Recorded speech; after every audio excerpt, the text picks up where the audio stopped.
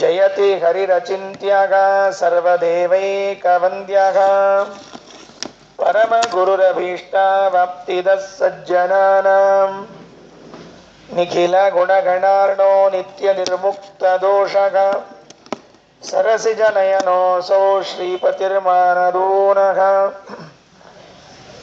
ಅಶೇಷವಾಗ್ಜಾಡ್ಯಮಲಾಪಹಂತ್ರಿ ನವಂ ನವಂ ಸ್ಪಷ್ಟಸುವಾಕ್ಪ್ರದಾಯಿನಿ ಮಮೇಘ ಜಿಹ್ವಾಗ್ರಸುರಂಗನರ್ತಕೀ ಭವಪ್ರಸನ್ನಾ ವದನೆ ಚ ಮೇ ಶ್ರೀಃ ವ್ಯಾಪ್ತಿರ್ಯಸ್ಯ ನಿಜೇ ನಿಜೇನ ಮಹಸಾ ಪಕ್ಷೇ ಸಪಕ್ಷೇ ಸ್ಥಿತಿಃ ವ್ಯಾವೃತ್ತಿಶ್ಚ ವಿಪಕ್ಷತೋಥ ವಿಷಯೇ ಸಕ್ತಿರ್ನ ವೈ ಬಾಧಿತೆ ನೈವಾಸ್ತಿ ಪ್ರತಿಪಕ್ಷಯುಕ್ತಿರತುಲಂ ಶುದ್ಧಂ ಪ್ರಮಾಣಂ ಸಮೇ ಭೂಯಾತ್ ತತ್ವವಿನಿರ್ಣಯಾಯ ಭಗವಾನ್ ಆನಂದತೀರ್ಥೋ ಮುನಿಃ ವಾಣಿತೆ ಕರವಾಣ್ಯಂಬ ಚರಣಂ ಹೃದಯ ಸರ್ವದಾ ಮಧ್ವಾಕ್ಯ ಸರಣಿರ್ಭೂಯಾತ್ ಶ್ರೀಮದಾಚಾರ್ಯ ಭಾವಗ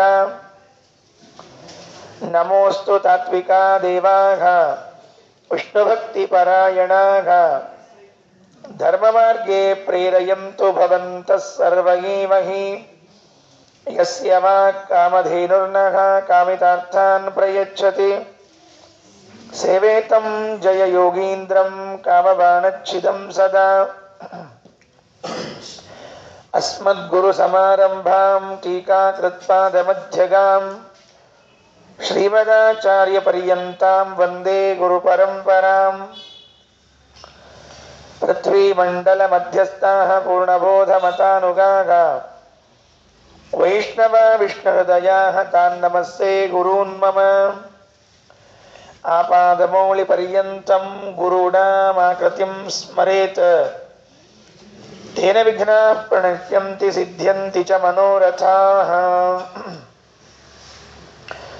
ಓಷ್ಠಾಪಿಧಾನಾನಕುಲೀದಂತೈಃ ಪರಿವೃತಾಪವಿಃ ಸರ್ವಸ್ಯೈವಾಚ ಈಶಾನಾ ಚಾರುಮಾಮಿಹ ವಾದಯೇತ್ ಕಾಂತಾಯ ಕಲ್ಯಾಣಗುಣೈಕಧಾಮ್ನೇ ನಮದ್ಯುನಾಥ ಪ್ರತಿಮಪ್ರಭಾಯ ನಾರಾಯಣಾಯ ಕಿಲ ಕಾರಣಾಯ ಶ್ರೀಪ್ರಾಣನಾಥಾಯ ನಮಸ್ಕರೋಮಿ ಭಜತಾಂ ವರತರ್ಕಮುದ್ರಯ ದ್ಯತಿಹಸ್ತಾಗ್ರಮಬೋಧಮೀಶಿತುಃ ಅಧಿಜಾನುಸಮರ್ಪಿತಂ ಪದಂ ಕೃತಭೂಯೋ ಭಯಭಂಗಮಂಗಲಂ. ಸ್ವಸ್ತಿಯಸ್ತು.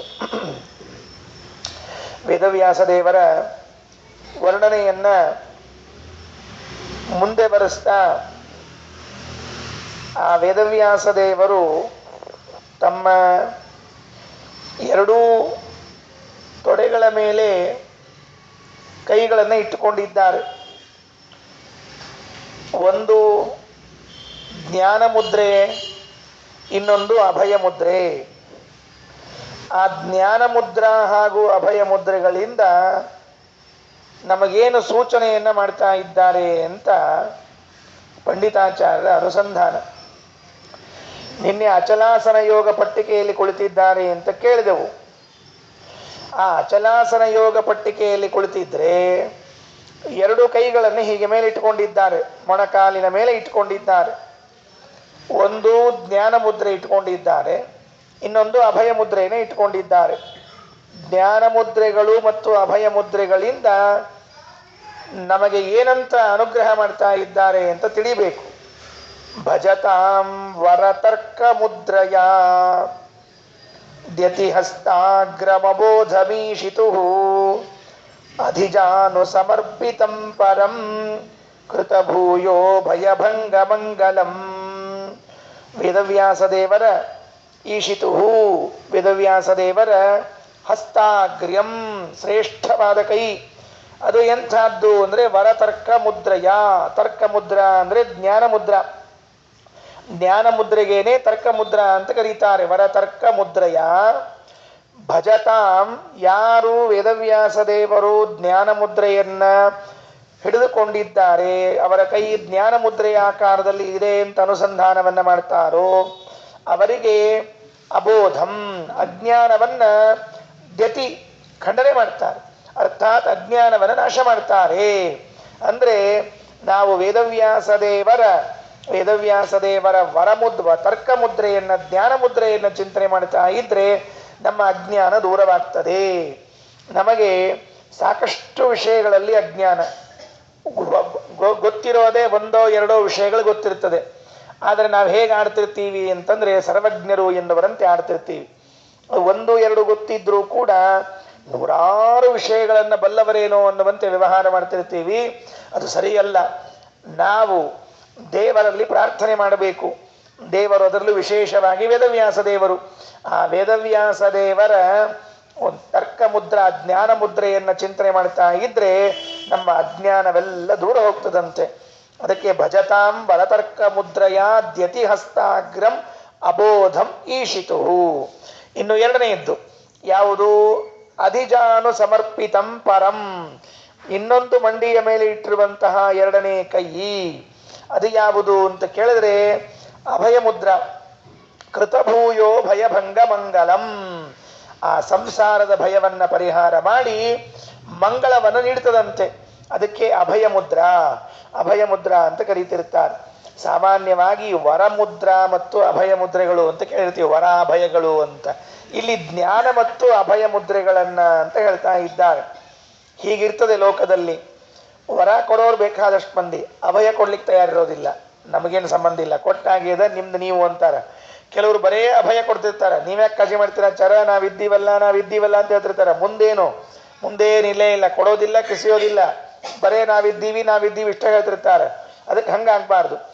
ಈ ಕಡೆಗೆ ಕೊಟ್ಟಿರಬೇಕು, ಆ ಕಡೆಗೆ ಅದರ ರಕ್ಷಣೆಯನ್ನು ಮಾಡಬೇಕು. ಎರಡೂ ಮಾಡುವನು ಯಾರು ಅಂದರೆ ದೇವರು ಮಾತ್ರ.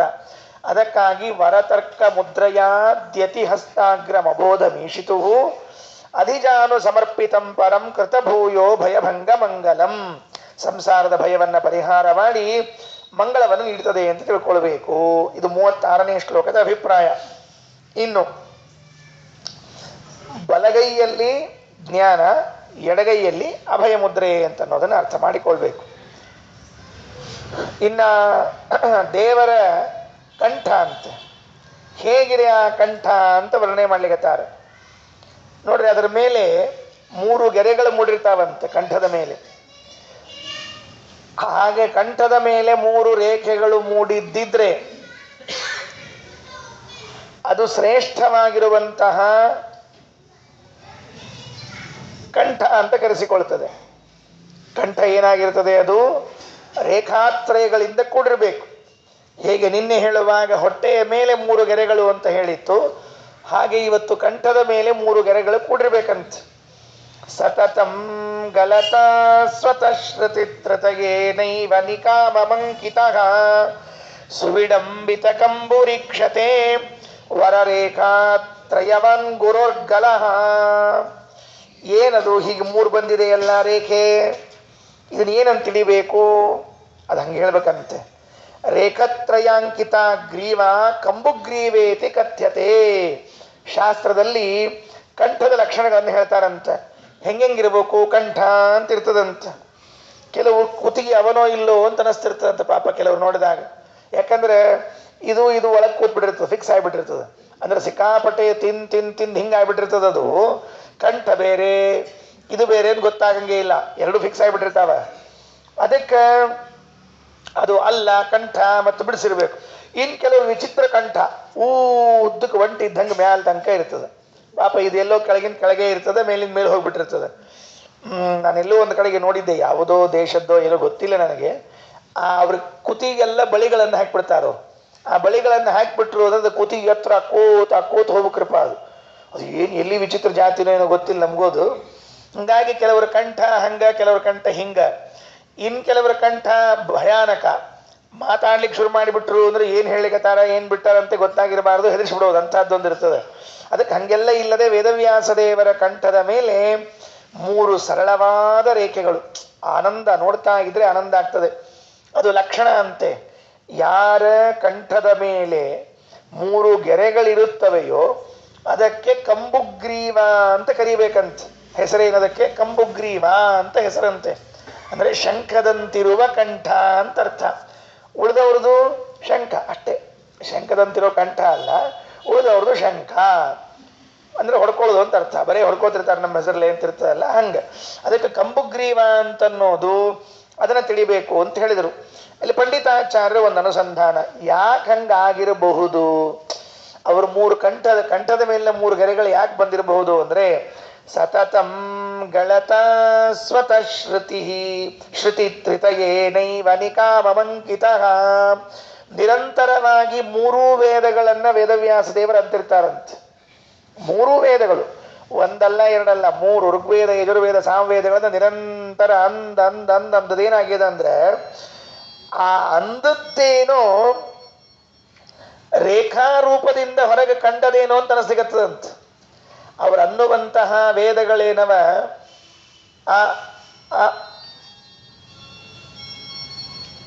ಅಲ್ಲಿ ಹೊರಗೆ ಕಾಣಿಸ್ತದೆ. ಆ ಅನ್ನುವಂತಹ ವೇದಗಳೇನಿವೆಯೋ ಆ ವೇದಗಳೇ 3 ರೇಖೆಗಳ ರೂಪದಿಂದ ಕಾಣಿಸ್ತಾ ಇದೆ ಏನೋ ಅಂತ ಅನಿಸ್ತಾ ಇದೆ ಅಂತ. ಒಳಗಿನಿಂದ ದಿವಸ ಅಂದದೇನಾಗಿದೆ ಅಂದ್ರೆ ಹಂಗಾಗ್ಬಿಟ್ಟದಂತ. ಕೆಲವು ಹಂಗೆ ಆಗಿರ್ತದ್ರಿ, ಭಾಳ ಕೈಗೆ ಏನಾರ ಕಟ್ಕೊಂಡು ಆಗ್ಬಿಟ್ಟಿದ್ರೆ ಗೆರಿ ಮುಡ್ಬಿಟ್ಟಿರ್ತದೆ. ಗೆರಿಯೊಳಗೆ ಹಗ್ಗ ಪಗ್ಗ ಇದೇನೋ ಕಂಕಣ ಅಥವಾ ದೀಕ್ಷಾಧಾರ ಅಂತ ಹಿಂಗೆಲ್ಲ ಇರ್ತಾವ. ಅವನ್ ಕಟ್ಕೊಂಡಿತ್ತು ಅಂದ್ರೆ ಅದು ಕೈ ಮೇಲೆ ಗೆರಿ ಮುಡ್ಬಿಟ್ಟಿರ್ತದೆ. ಹಂಗ ಇವು ಕೆಲವು ಏನಾಗಿತ್ತು ಅಂತ ಕೇಳಿದ್ರೆ 3 ರೇಖೆಗಳು ಕಂಠದ ಮೇಲೆ ಮೂಡಿತ್ತಂತೆ. ಆ ವೇದವ್ಯಾಸ ದೇವರ ಕಂಠದ ಮೇಲೇನು 3 ರೇಖೆಗಳು ಮೂಡಿತ್ತಲ್ಲ, ಅದು ಏನನ್ನ ತಿಳಿಸ್ತದೆ ಅಂತ ಹೇಳಿದ್ರೆ 3 ವೇದಗಳ ಉಚ್ಚಾರಣೆಯೇ ನಿರಂತರವಾಗಿ ನಡೀತಾ ಇದೆ ಅಂತ ತಿಳಿಸ್ತಾ ಇದೆ ಅಂತ.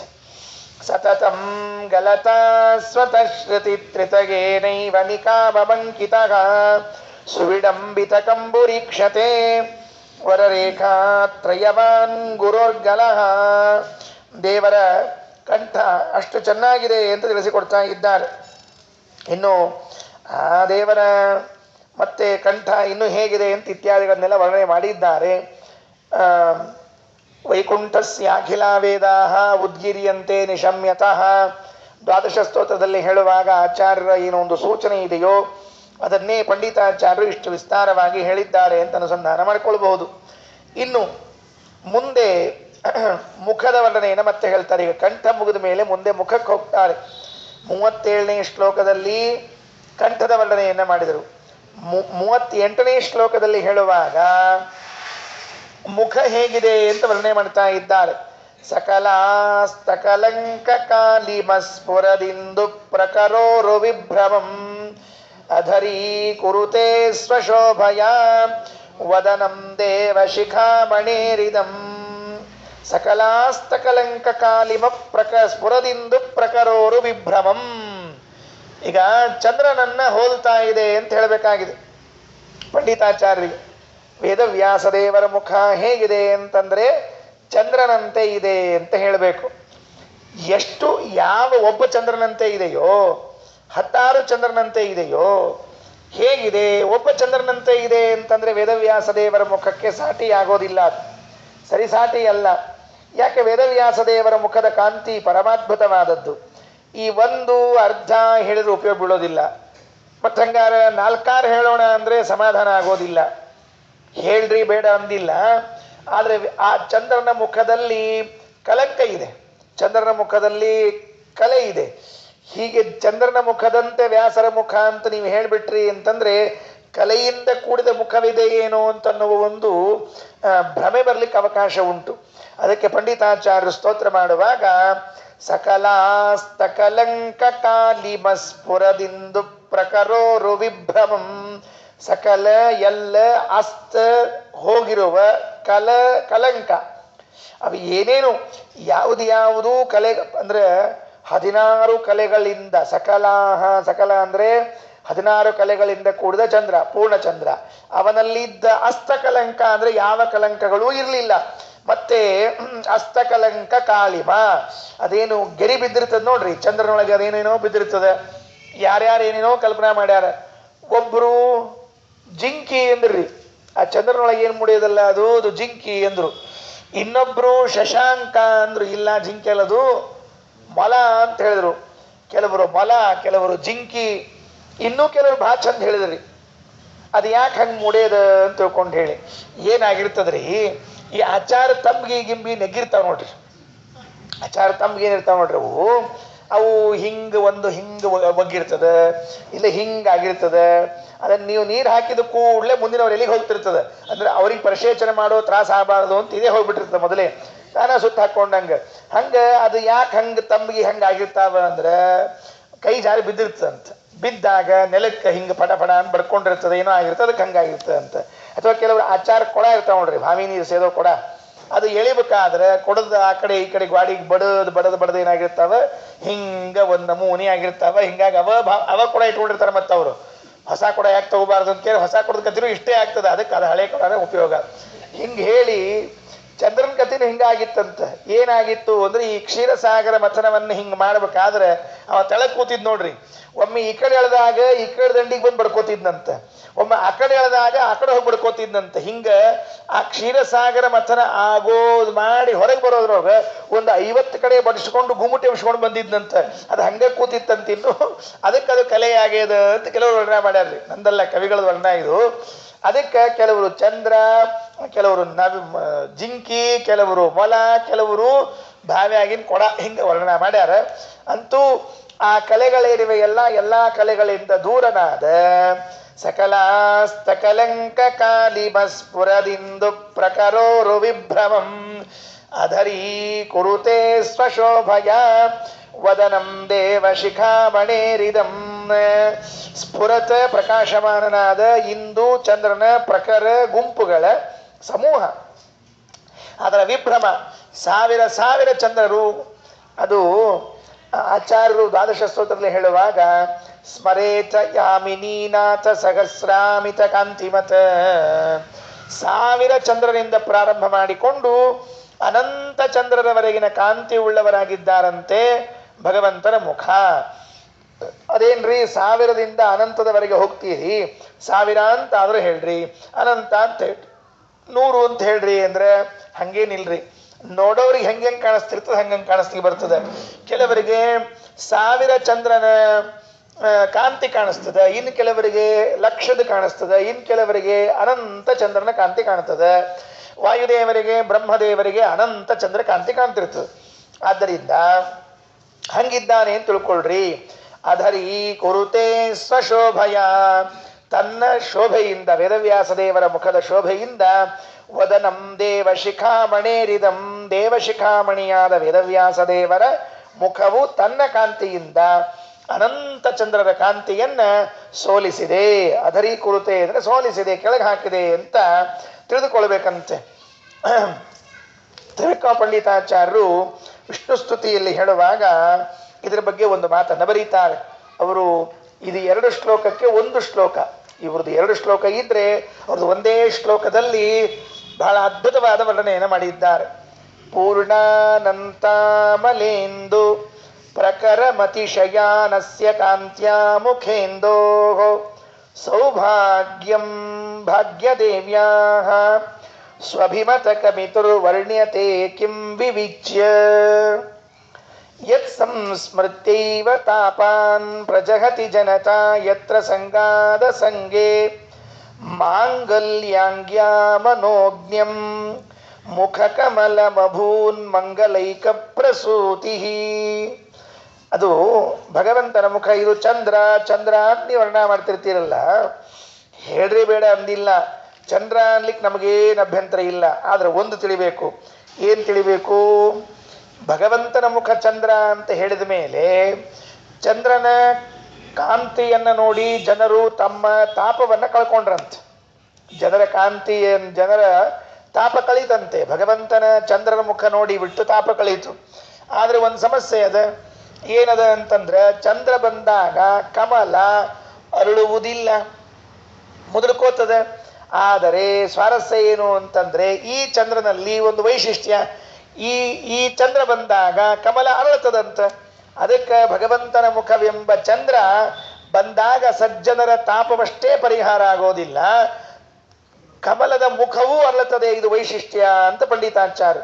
ಅದೇನ್ರಿ ಅದು ಹೆಂಗ ಅಂತ ಕೇಳಿದ್ರೆ, ಪೂರ್ಣಾನಂತಾಮಲೇಂದು ಪ್ರಕರಮತಿಶಯಾನಸ್ಯ ಕಾಂತ್ಯಾ ಮುಖೇಂದೋ ಸೌಭಾಗ್ಯಂ ಭಾಗ್ಯದೇವ್ಯಾಃ ಸ್ವಭಿಮತಕಮಿತುರ್ವರ್ಣ್ಯತೆ ಕಿಂ ವಿವಿಚ್ಯ ಯತ್ ಸಂಸ್ಮೃತ್ಯೈವ ತಾಪಾನ್ ಪ್ರಜಹತಿ ಜನತಾ ಯತ್ರ ಸಂಗಾದ ಸಂಗೆ ಮಾಂಗಲ್ಯಾಂಗ್ಯಾಮನೋಜ್ಞಂ ಮುಖಕಮಲಮಭೂನ್ ಮಂಗಲೈಕ ಪ್ರಸೂತಿ. ಯಾವ ಕಮಲ ಅರಳಿದೆ ಅಂದರೆ ಮಹಾಲಕ್ಷ್ಮಿ ಎಂಬ ಕಮಲ ಇದೆಯಲ್ಲ, ಮಹಾಲಕ್ಷ್ಮೀ ದೇವಿಯ ಮುಖ ಕಮಲ ಇದೆಯಲ್ಲ, ಅದು ಅರಳಿದೆ. ಸಾಮಾನ್ಯವಾಗಿ ಏನಾಗ್ತದೆ, ಚಂದ್ರ ಬಂದಾಗ ಉಳಿದೆಲ್ಲ ಕಮಲಗಳು ಮಾಡ್ತಾವ. ಆದರೆ ಭಗವಂತನ ಮುಖ ಚಂದ್ರ ಬಂದಾಗ ಮಹಾಲಕ್ಷ್ಮಿ ಮುಖ ಕಮಲ ಅರಳಿದೆ. ಲೋಕ ವಿರುದ್ಧವಾದ ಧರ್ಮ, ಲೋಕ ವಿರುದ್ಧವಾದದ್ದು. ಲೋಕದಲ್ಲಿ ಹಿಂಗಾಗೋದಿಲ್ಲ. ಚಂದ್ರ ಬಂದಾಗ ಕಮಲ ಅರಳುವುದಿಲ್ಲ. ಆದರೆ ಭಗವಂತನ ಮುಖ ಚಂದ್ರ ಬಂದಾಗ ಅರಳಿತ್ತಂತೆ. ಯಾವುದರಳಿತ್ತು? ಮಹಾಲಕ್ಷ್ಮಿ ಮುಖ ಕಮಲ ಅರಳಿತ್ತು. ಜನರ ತಾಪವಂತರೂ ಪರಿಹಾರ ಆಗೇ ಆಗಿತ್ತು ಅಂತ ತಿಳಿದುಕೊಳ್ಳ್ರಿ. ಹೀಗೆ ತ್ರಿವಿಕ್ರಮ ಪಂಡಿತಾಚಾರ್ಯರು ಚಂದ್ರನ ವರ್ಣನೆಯನ್ನು ಮಾಡ್ತಾರೆ. ನಾರಾಯಣ ಪಂಡಿತಾಚಾರ್ಯರು ಚಂದ್ರನನ್ನ ಇಟ್ಟುಕೊಂಡು ವರ್ಣನೆಯನ್ನು ಮಾಡ್ತಾ ಇದ್ದಾರೆ. ಇನ್ನು 39ನೇ ಶ್ಲೋಕದಲ್ಲಿ ದೇವರ ಹಲ್ಲುಗಳು ಹೇಗಿವೆ ಅಂತ ಹೇಳಿದ್ದಾರೆ. ಭಾರಿ ಚಂದದಲ್ಲಿ ಹಲ್ಲು. ಇವು ನಮ್ಮ ಹಲ್ಲು ಅಂದ್ರೆ ಹೆಂಗಿರ್ತಾವ್ರಿ, ಸಾಲಾಗಿದ್ರೆ ಬರೋಬ್ಬರಿ. ಇವು ಕ್ವಾರ್ಟರ್ಸ್ ಇದ್ದಂಗೆ, ಗೌರ್ಮೆಂಟ್ ಕ್ವಾರ್ಟರ್ಸು ಸಾಲಾಗಿ ಒಂದು ಇರ್ತಾವ. ಸಾಲಾಗಿ ಗೌರ್ಮೆಂಟ್ ಕ್ವಾರ್ಟರ್ಸ್ ಇರ್ತಾವ ನೋಡ್ರಿ, ಒಂದ್ರ ಬಾಜು ಬಣ್ಣ ಸತ್ಯಕ್ಕೆ ಒಂದೇ ಇರ್ತದ್ರಿ, ಬೇರೆ ಹಚ್ಚಂಗೆ ಇಲ್ಲ ಅವು. LIC ಕ್ವಾರ್ಟರ್ಸ್ ಸೀದಾ ಉದ್ದಕ್ಕೆ, PWD ಕ್ವಾರ್ಟರ್ಸ್ ಸೀದಾ ಉದ್ದಕ್ಕೆ, ಒಂದು ಚೈನ್ ಇರಂಗಿಲ್ಲ. ಇದ್ರೆ ನಮ್ಮ ಕೆಲವು ಹಲ್ಲು ಹಂಗೆ ಸೀದಿರ್ತಾವ. ಇಲ್ಲೋ ಅಪಾರ್ಟ್ಮೆಂಟ್ ಇದ್ದಂಗೆ, ಒಂದ್ರ ಮೇಲೆ ಒಂದು ಹೇಗಿರ್ತಾವ. ಎರಡರೋ ಯಾವ್ದಾರು ಒಂದ ಅಪಾರ್ಟ್ಮೆಂಟ್, ಮುಂಬೈ ಅಪಾರ್ಟ್ಮೆಂಟ್, ಇಲ್ವೋ ಗೌರ್ಮೆಂಟ್ ಕ್ವಾರ್ಟರ್ಸ್, ಯಾವ್ದಾದ್ರು ಒಂದಿರ್ತಾವ. ಅದು ನೋಡೋ ಹಂಗೆ ಇರಂಗಿಲ್ರಿ. ನಾವು ಅದಕ್ಕೆ ನಗಬೇಕಾದ್ರೆ ಬಾಯಿಗಡ್ಡ ಕೈ ಹಿಡ್ಕೊಂಡ್ಬಿಡ್ತೀವಿ, ನಮ್ಮನ್ನು ನೋಡಿ ಇನ್ನೊಬ್ರು ನಗ್ಲಿಕ್ಕೆ ಹೋಗಬಾರದು ಅಂತ ತಿಳ್ಕೊಂಡು ಹೇಳಿ. ಅದಕ್ಕೆ ನಕ್ರೆ ನಮ್ಮ ಹಲ್ಲುಗಳು ಕಾಣಿಸ್ಬೇಕು, ಅವರು ನೋಡಿ ಎಷ್ಟು ಚೆನ್ನಾಗಿದೆ ಎಲ್ಲ ಹಲ್ಲು ಅನ್ಬೇಕಂತ. ಅದಕ್ಕೆ ವೇದವ್ಯಾಸ ದೇವರ ಹಲ್ಲುಗಳು ಹೇಗಿದ್ವು ಅಂತ ಹೇಳುವಾಗ ತುಟಿ ಮತ್ತು ಹಲ್ಲು ಎರಡನ್ನೂ ಸೇರಿಸಿ 39ನೇ ಶ್ಲೋಕದಲ್ಲಿ ವರ್ಣನೆ ಮಾಡಲಿಕ್ಕೆತ್ತಾರೆ. ಅರುಣಾಶ್ಮಧರಾಂತರೋಲ್ಲಸನ್ ನವಮುಕ್ತಾವಲಿಮಸ್ಯ ಲಜ್ಜಗೇತ್ ಹಸತಸ್ಸಿತದಂತ ಸಂತತಿ ಪರಮಶ್ರೀರರುಣೋಷ್ಟರೋಚಿಷಃ. ಎರಡೂ ತುಟಿಗಳು ಪರಮ ಕೆಂಪಂತ. ವೇದವ್ಯಾಸ ದೇವರ ತುಟಿಗಳೆರಡೂ ಕೂಡ ಕೆಂಪಾದ ತುಟಿಗಳು. ಬಣ್ಣ ಗಿಣ್ಣ ಹಚ್ಚುಗಳ ಅವಶ್ಯಕತೆ ಇದ್ದಿದ್ದಿಲ್ಲ ವೇದವ್ಯಾಸ ದೇವರಿಗೇನು. ಯಾಕಂದ್ರೆ ಅವು ನಮ್ಮ ಕೆಟ್ಟ ಬೇರೆ ಬಣ್ಣದ್ದು ಇರ್ತಾವೆ. ಕೆಟ್ಟ ಬೇರೆ ಬಣ್ಣದ್ದು ಇದ್ದದನ್ನ ಕೆಂಪು ಬಣ್ಣಕ್ಕೆ ತರಬೇಕು ಅಂತೇಳಿ ದಿವಸ ಸರ್ಕಸ್ ಮಾಡಿದ್ರಿ. ಅದಕ್ಕೆ ಹಂಗೇನು ಸರ್ಕಸ್ ಮಾಡೋ ಅವಶ್ಯಕತೆ ಇರಂಗಿಲ್ಲ. ದೇವರ ತುಟಿಗಳು ಸ್ವಾಭಾವಿಕವಾಗಿ ಅರುಣ ಓಷ್ಠರೋಚಿಷಃ, ಪದ್ಮರಾಗ ದಳದಂತೆ ಸುಂದರವಾದ ಇದೆ ಅಂತೆ. ಮತ್ತು ಹಲ್ಲು ಹೆಂಗವ ಅಂತ ಕೇಳಿದ್ರೆ ಬೆಳ್ಳಗಿನ ಹಲ್ಲಂತೆ. ಹಸತಃ ಸಿತದಂತ ಸಂತತಿ, ನಕ್ಕಾಗ ಮೇಲಿನ ಕೆಂಪಾದ ತುಟಿ, ಕೆಳಗಿನ ಕೆಂಪಾದ ತುಟಿ, ಮಧ್ಯದಲ್ಲಿದ್ದ ಬೆಳ್ಳಗಿನ ಹಲ್ಲು ಕಾಣಿಸ್ತಾವಂತೆ. ಹಲ್ಲು ಬೆಳಗ್ಗೆ ಇರ್ಬೇಕ್ರಿ, ಬೇರೆ ಬಣ್ಣಕ್ಕೆ ಹೋಗಿರಬಾರ್ದು. ಮತ್ತೆ ಬೇರೆ ಬಣ್ಣಕ್ಕೆ ಹೆಂಗೆ ಹೋಗ್ತಾವ ಆಚಾರ, ಯಾವ ಬಣ್ಣ ಬರಬಹುದು ಅಂತ ಕೇಳಿದ್ರೆ ಅದಕ್ಕೊಂದು ದೊಡ್ಡ ಸಂಶೋಧನೆ ಮಾಡೀನಿ. ಇನ್ನೊಂದ್ಸಲ ಹೇಳ್ತೀನಿ ಎಲ್ಲ ಹೆಂಗೆ ಬಣ್ಣ ಚೇಂಜ್ ಆಗ್ತಾವ.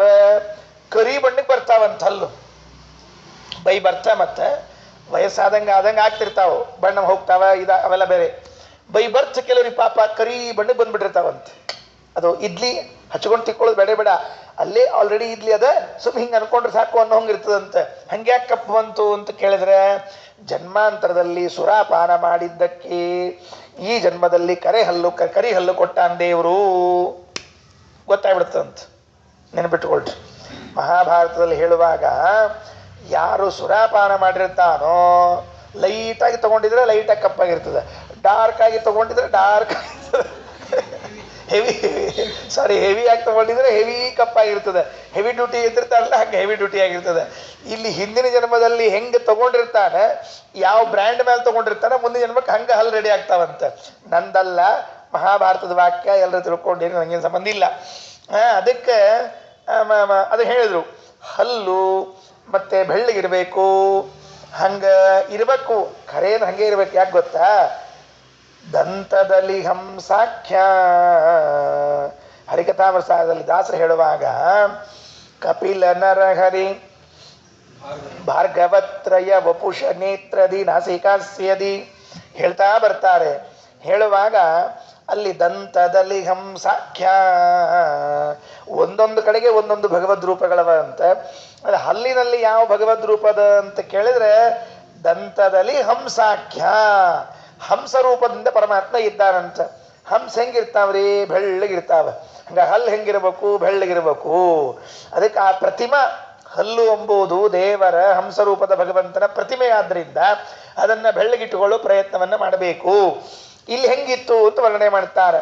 ಅರುಣಾಶ್ಮದರಾಂತರೋಲ್ಲಸನ್ ನವಮುಕ್ತ ವಲಿಮಸ್ಯ ಲಜ್ಜಗೇತ್ ಹಸತಃ ಸಿತದಂತ ಸಂತತಿ ಪರಮಶ್ರೀರರುಣೋಷ್ಟರೋಚಿಷಃ. ಹೆಂಗೆ ಕಾಣಿಸ್ತಿತ್ತು ಅಂತ ಕೇಳಿದ್ರೆ, ಎರಡು ಕೆಂಪನ್ನು ಕಲ್ಲಿನ ನಡುವೆ, ಎರಡು ಕೆಂಪನ್ ಕಲ್ಲಿನ ನಡುವೆ ಮುತ್ತು ಪೋಣಿಸಿಟ್ರೆ ಹೆಂಗೆ ಕಾಣಿಸ್ಬೇಕಲ್ಲ ಹಂಗೆ ಕಾಣಿಸ್ತಿತ್ತು ಅಂತ ಹೇಳ್ತಾ ಇದ್ದಾರೆ. ಈಗ ಕೆಲವು ಸರ ಮಾಡಿಸಿರ್ತಾರೆ. ಸರ ಹೆಂಗೆ ಮಾಡಿಸಿರ್ತಾರೆ ಅಂದ್ರೆ ಈ ಕಡೆ ಒಂದು ಕೆಂಪ, ಈ ಕಡೆ ಒಂದು ಕೆಂಪ, ಮಧ್ಯಕ್ಕೊಂದು ಮುತ್ತು ಹಾಕ್ಸಿರ್ತಾರೆ. ಅದು ಹೆಂಗೆ ಕಾಣಿಸ್ಬೇಕಲ್ಲ ಹಂಗೆ ವೇದವ್ಯಾಸ ದೇವರು ಕಾಣಿಸ್ತಿತ್ತಂತ. ತುಟಿಗಳು ಹಲ್ಲುಗಳು ಕಾಣಿಸ್ತಿದ್ವಂತ. ನೀವು ಸರದಲ್ಲಿ ಅಲ್ಲಲ್ಲಲ್ಲಿ ಒಂದು ಪುಷ್ಪನಾಗವನ್ನ, ಅಲ್ಲಲ್ಲಲ್ಲಿ ಮುತ್ತನ್ನ ಹಾಕಿದ್ದಿದ್ರೆ ಹೆಂಗೆ ಕಾಣಿಸ್ಬೇಕಲ್ಲ ಹಂಗೆ ಕಾಣಿಸ್ತಾ ಇತ್ತು ಅಂತ ಊಹೆ ಮಾಡಿಕೊಳ್ಳ್ರಿ ಅಂತ ಪಂಡಿತಾಚಾರ್ಯ ಹೇಳ್ತಾ ಇದ್ದಾರೆ.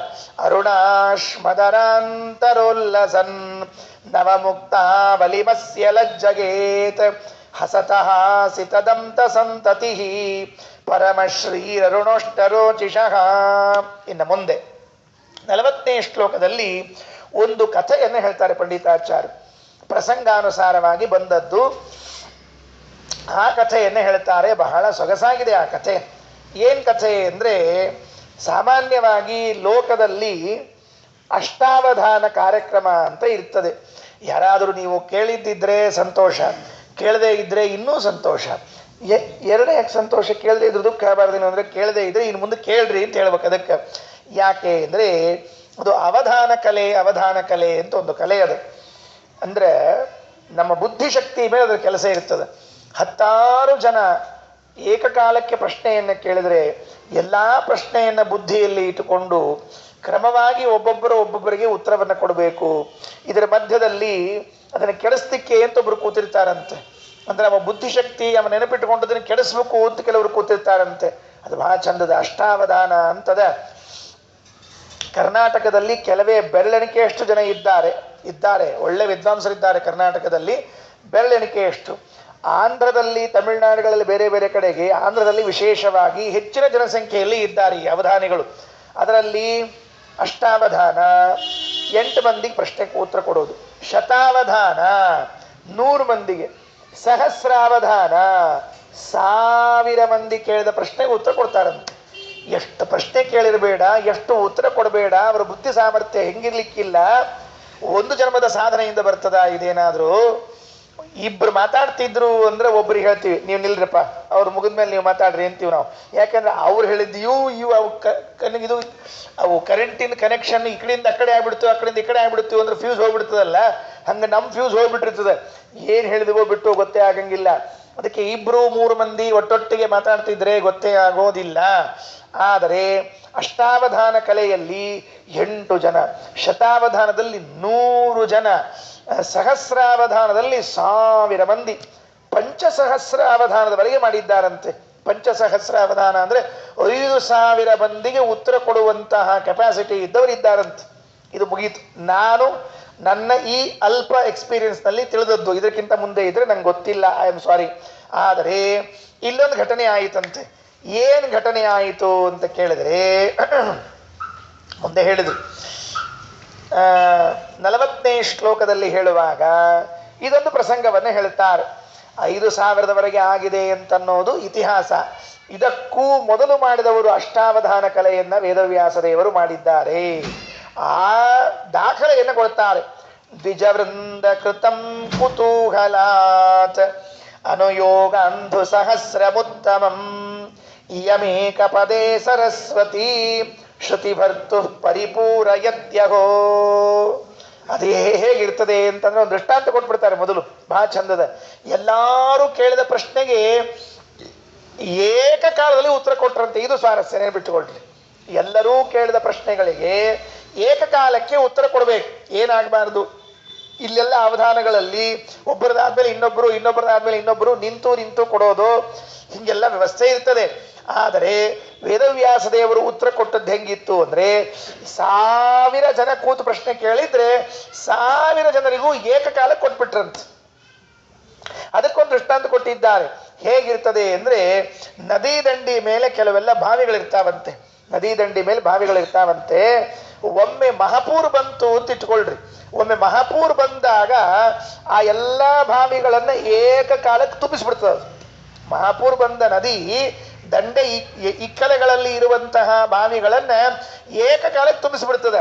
ಅದು ನಿಂತು ನಿಂತಲ್ಲ, ಒಂದನೇ ಬಾವಿ ತುಂಬ್ತೋ ಇಲ್ಲೋ, ಎರಡನೇ ಬಾವಿಗೆ ಹೋಗೋಣ ಏನೋ ಹಿಂಗೇನು ಕೇಳಂಗಿಲ್ಲ. ಅದು ಒಮ್ಮೆ ಹರಿತು ಅಂತಂದ್ರೆ ಎಡಕ್ಕ ಬಲಕ್ಕಿರುವಂತಹ ಎಲ್ಲಾ ಬಾವಿಗಳು ಹೆಂಗ ತುಂಬಿ ಹೋಗ್ಬಿಡ್ಬೇಕು, ಹಂಗ ವೇದವ್ಯಾಸ ದೇವರು ಕೊಟ್ಟ ಒಂದೇ ಉತ್ತರ ಒಮ್ಮೆ ಬಂತು ಬಾಯಿಂದ ಅಂದ್ರೆ 1000 ಜನರಿಗೂ ಉತ್ತರ ಆಗ್ಬಿಡ್ತಿತ್ತಂತೆ. ಇದೊಂದು ಕಲೆ ಆಯಿತು ಅಷ್ಟಾವಧಾನದ್ದು. ಅಷ್ಟಾವಧಾನ ಅಲ್ಲ, ಸಹಸ್ರಾವಧಾನದ ಕಲೆ ಆಯಿತು ಅಂತ ಹೇಳ್ತಾರೆ. ದ್ವಿಜವೃಂದ ಕೃತಂ ಕುತೂಹಲಾತ್ ಅನುಯೋಗಂಧು ಸಹಸ್ರಮುತ್ತಮಂ ಯಮೇಕ ಪದೇ ಸರಸ್ವತಿ ಶ್ರುತಿ ಭರ್ತು ಪರಿಪೂರಯತ್ಯಹೋ. ದ್ವಿಜವೃಂದ ಕೃತಂ, ದ್ವಿಜವೃಂದ ಅಂದ್ರೆ ಬ್ರಾಹ್ಮಣರ ಸಮೂಹ, ಅವರು ಮಾಡಿರುವಂತಹ ಅನುಯೋಗ ಪ್ರಶ್ನೆ. ಅಂಧು ಸಹಸ್ರ, ಅಂಧು ಅಂದ್ರೆ ಭಾವಿ, 1000 ಭಾವಿಗಳು ಒಮ್ಮೆಗೆ ಬಂದಾಗ ಏಕಪದೇ, ಈ ಒಂದೇ ಕ್ಷಣಕ್ಕೆ ಪರಿಪೂರಯತ್ಯಹೋ.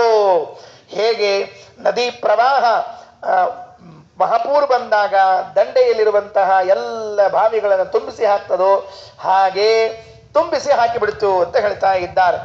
ಭಾವಪ್ರಕಾಶಿಕಾದಲ್ಲಿ ಒಂದು ಶ್ಲೋಕವನ್ನು ಹಾಕಿದ್ದಾರೆ. ಎಷ್ಟು ಚಂದ ಆದ ಶ್ಲೋಕ ನೋಡಿಕೊಳ್ಳ್ರಿ.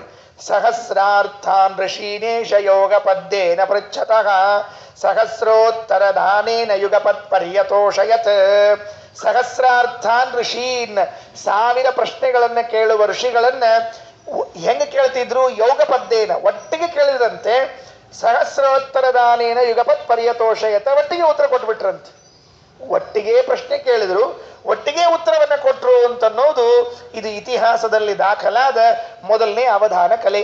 ಅಲ್ಲಿವರೆಗೆ ಯಾವ ಅವಧಾನಗಳು ನಡೆದಿತ್ತು ಅಂತ ಏನು ದಾಖಲೆ ಸಿಗುವುದಿಲ್ಲ. ಇದು 40ನೇ ಶ್ಲೋಕದಲ್ಲಿ ಅವರ ಅವಧಾನ ಕಲೆಯನ್ನು ಹೇಳಿದ್ದಾನೆ. ಇದು ಮುಗಿದ ಮೇಲೆ 41ನೇ ಶ್ಲೋಕದಲ್ಲಿ ಹೇಳುವಾಗ ವೇದವ್ಯಾಸ ದೇವರ ಕಣ್ಣಿನ ವರ್ಣನೆಯನ್ನು ಮಾಡ್ತಾ ಇದ್ದಾರೆ. ಹೆಂಗವ ಕಣ್ಣು, ಈಗೇನಾಗಿತ್ತು, ಹಲ್ಲು ತುಟಿ ಹೇಳಿದ್ರು, ಆ ಬಾಯಿಯಿಂದ ಬರುವ ಮಾತನ್ನು ವರ್ಣನೆ ಮಾಡಿಬಿಟ್ರು. ಇನ್ನ ಕಣ್ಣುಗಳ ವರ್ಣನೆಯನ್ನು ಮಾಡ್ತಾ ಇದ್ದಾರೆ. ವೇದವ್ಯಾಸ ದೇವರ ಕಣ್ಣು ಹೇಗಿವೆ, ಭಗವಂತನ ಕಣ್ಣುಗಳು ಹೇಗಿವೆ? ಜಲಜಾಯತಲೋಚನಸ್ಯ ಮಾಂ ಅವಲೋಕೋ ಯಮುಪೇತ್ಯಲಾಲಯಂ ಕುರುತೆ ಪರಿರಭ್ಯ ಪೂರಿತಂ ಭುವನಾನಂದಕರಸ್ಮಿತಾನ್ವಿತಃ. ಜಲಜಾಯತಲೋಚನಸ್ಯ ಮಾಂ, ಕಮಲದಂತಹ ಸುಂದರವಾದ ಕಣ್ಣು, ದೀರ್ಘವಾದ ಕಣ್ಣುಗಳು. ಮಾಂ ಅವಲೋಕ, ಅವರು ಹಿಂಗೆ ನನ್ನ ನೋಡಿದ್ರು ವೇದವ್ಯಾಸ ದೇವರು ಅಂತಂದ್ರೆ ಎಷ್ಟು ಚೆನ್ನಾಗಿ ಗೊತ್ತಾ, ನಾನು ನೋಡುವಾಗ ಹೆಂಗೆ ನೋಡ್ತಾರೆ ವೇದವ್ಯಾಸ ದೇವರು ಅನುಸಂಧಾನ ಮಾಡಿಕೊಂಡಿದ್ರಂತೆ ಶ್ರೀಮದಾಚಾರ್ಯರು. ಭುವನಾನಂದ ಕರಸ್ಮಿತಾನ್ವಿತಃ, ಮುಗುಳ್ನಗೆಯಿಂದ ಕಣ್ಣಲ್ಲಿ ಪ್ರೀತಿಯನ್ನು ತುಂಬಿಕೊಂಡು ನಾನು ಹೋಗಿ ಅವರಿಗೆ ನಮಸ್ಕಾರ ಮಾಡಿದಾಗ ಹಿಡಿದು ಎತ್ತಿ, ಈಗ ಬಂದೆಯಾ, ಇಷ್ಟೊತ್ತು ಬೇಕಾಯ್ತಾ ಬರ್ಲಿಕ್ಕೆ, ಇಷ್ಟು ದಿವಸ ಹಿಡಿತಾ ಅಂತ ಅನ್ನುವ ಪ್ರೇಮವನ್ನ ಒಳಗೆ ತುಂಬಿಕೊಂಡು ನೋಡುತ್ತಾರೆ. ಒಳಗೆ ತುಂಬಿಕೊಂಡು ನೋಡುತ್ತಾರೆ ಯಾರು? ವೇದವ್ಯಾಸ ದೇವರು.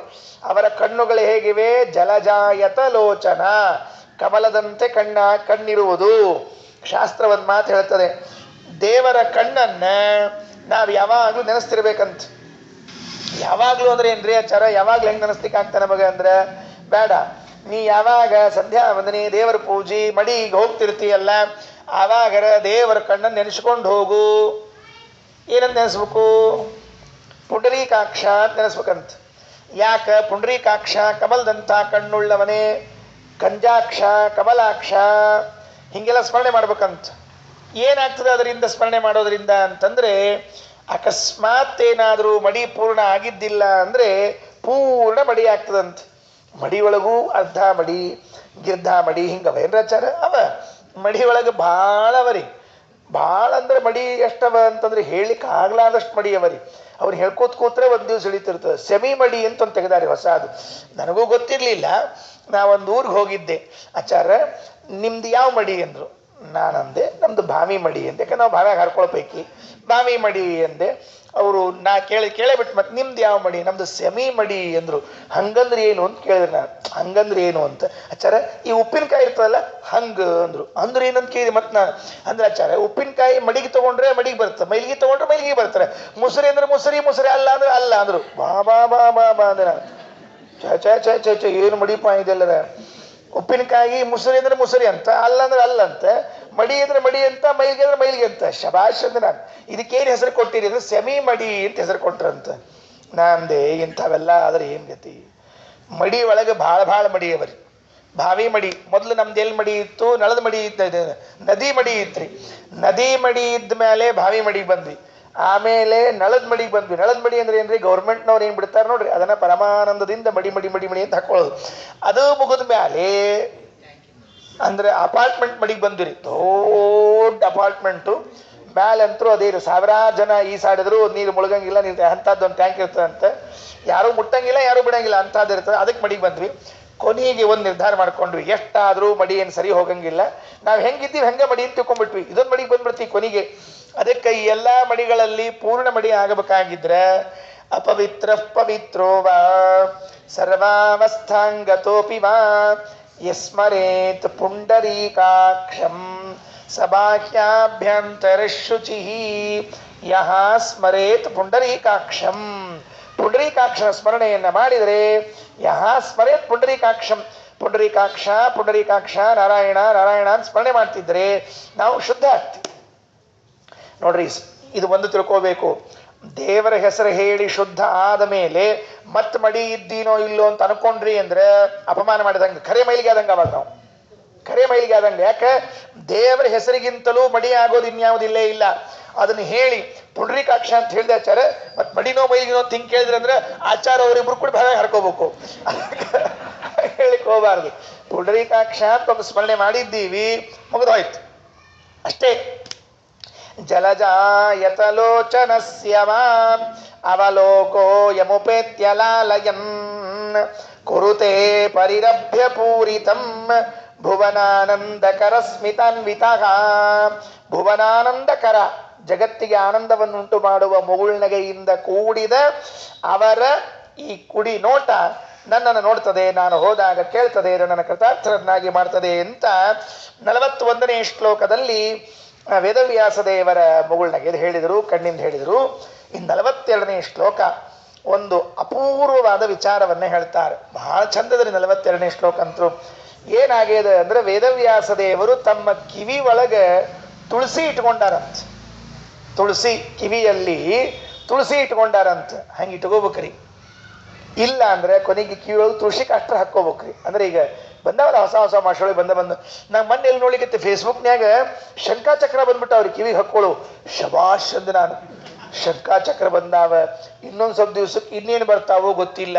ಮತ್ತೆ ಈ ದೀಪೋತ್ಸವ ಕಾಲಕ್ಕೆ ಸುಳ್ಳ ಯಾಕೆ ಹೊರಗೆ ದೀಪ ಹಚ್ಚಬೇಕು ಅಂತ ಇಲ್ಲ 2 ಸಮಯ ಬಂದ್ಬಿಟ್ರೆ ಜೋತಾಗಿ ಅವು ಬರ್ಬೋದೋ ಏನೋ ಇನ್ನೊಂದು ದಿವಸದಾಗ ಗೊತ್ತಿಲ್ಲ ನನಗೆ. ಸಾರಿ, ಸುಮ್ಮನೆ ಹೇಳಿದೆ. ಅದಕ್ಕೆ ಎಡಕ್ಕ ಬಲಕ್ಕ ಶಂಕಾಚಕ್ರ, ಮುಂದೆ ಹಂಗ ಕ್ರಮೇಣ ಗದಾ ಪದ್ಮ, ಹಂಗ ಆಮೇಲೆ ನಾರಾಯಣ, ಹಿಂಗೆ ಒಂದೊಂದು ಬರ್ಕೋತ ಹೋಗ್ತಾವ ಕಾಣಿಸ್ತದೆ. ಇರ್ಲಿ. ಅಂತೂ ಏನಾಯಿತು ಅಂದ್ರೆ ಎರಡೂ ಕಿವಿಗಳಲ್ಲೂ ಕೂಡ ತುಳಸಿ ಇಟ್ಕೋಬೇಕಂತ.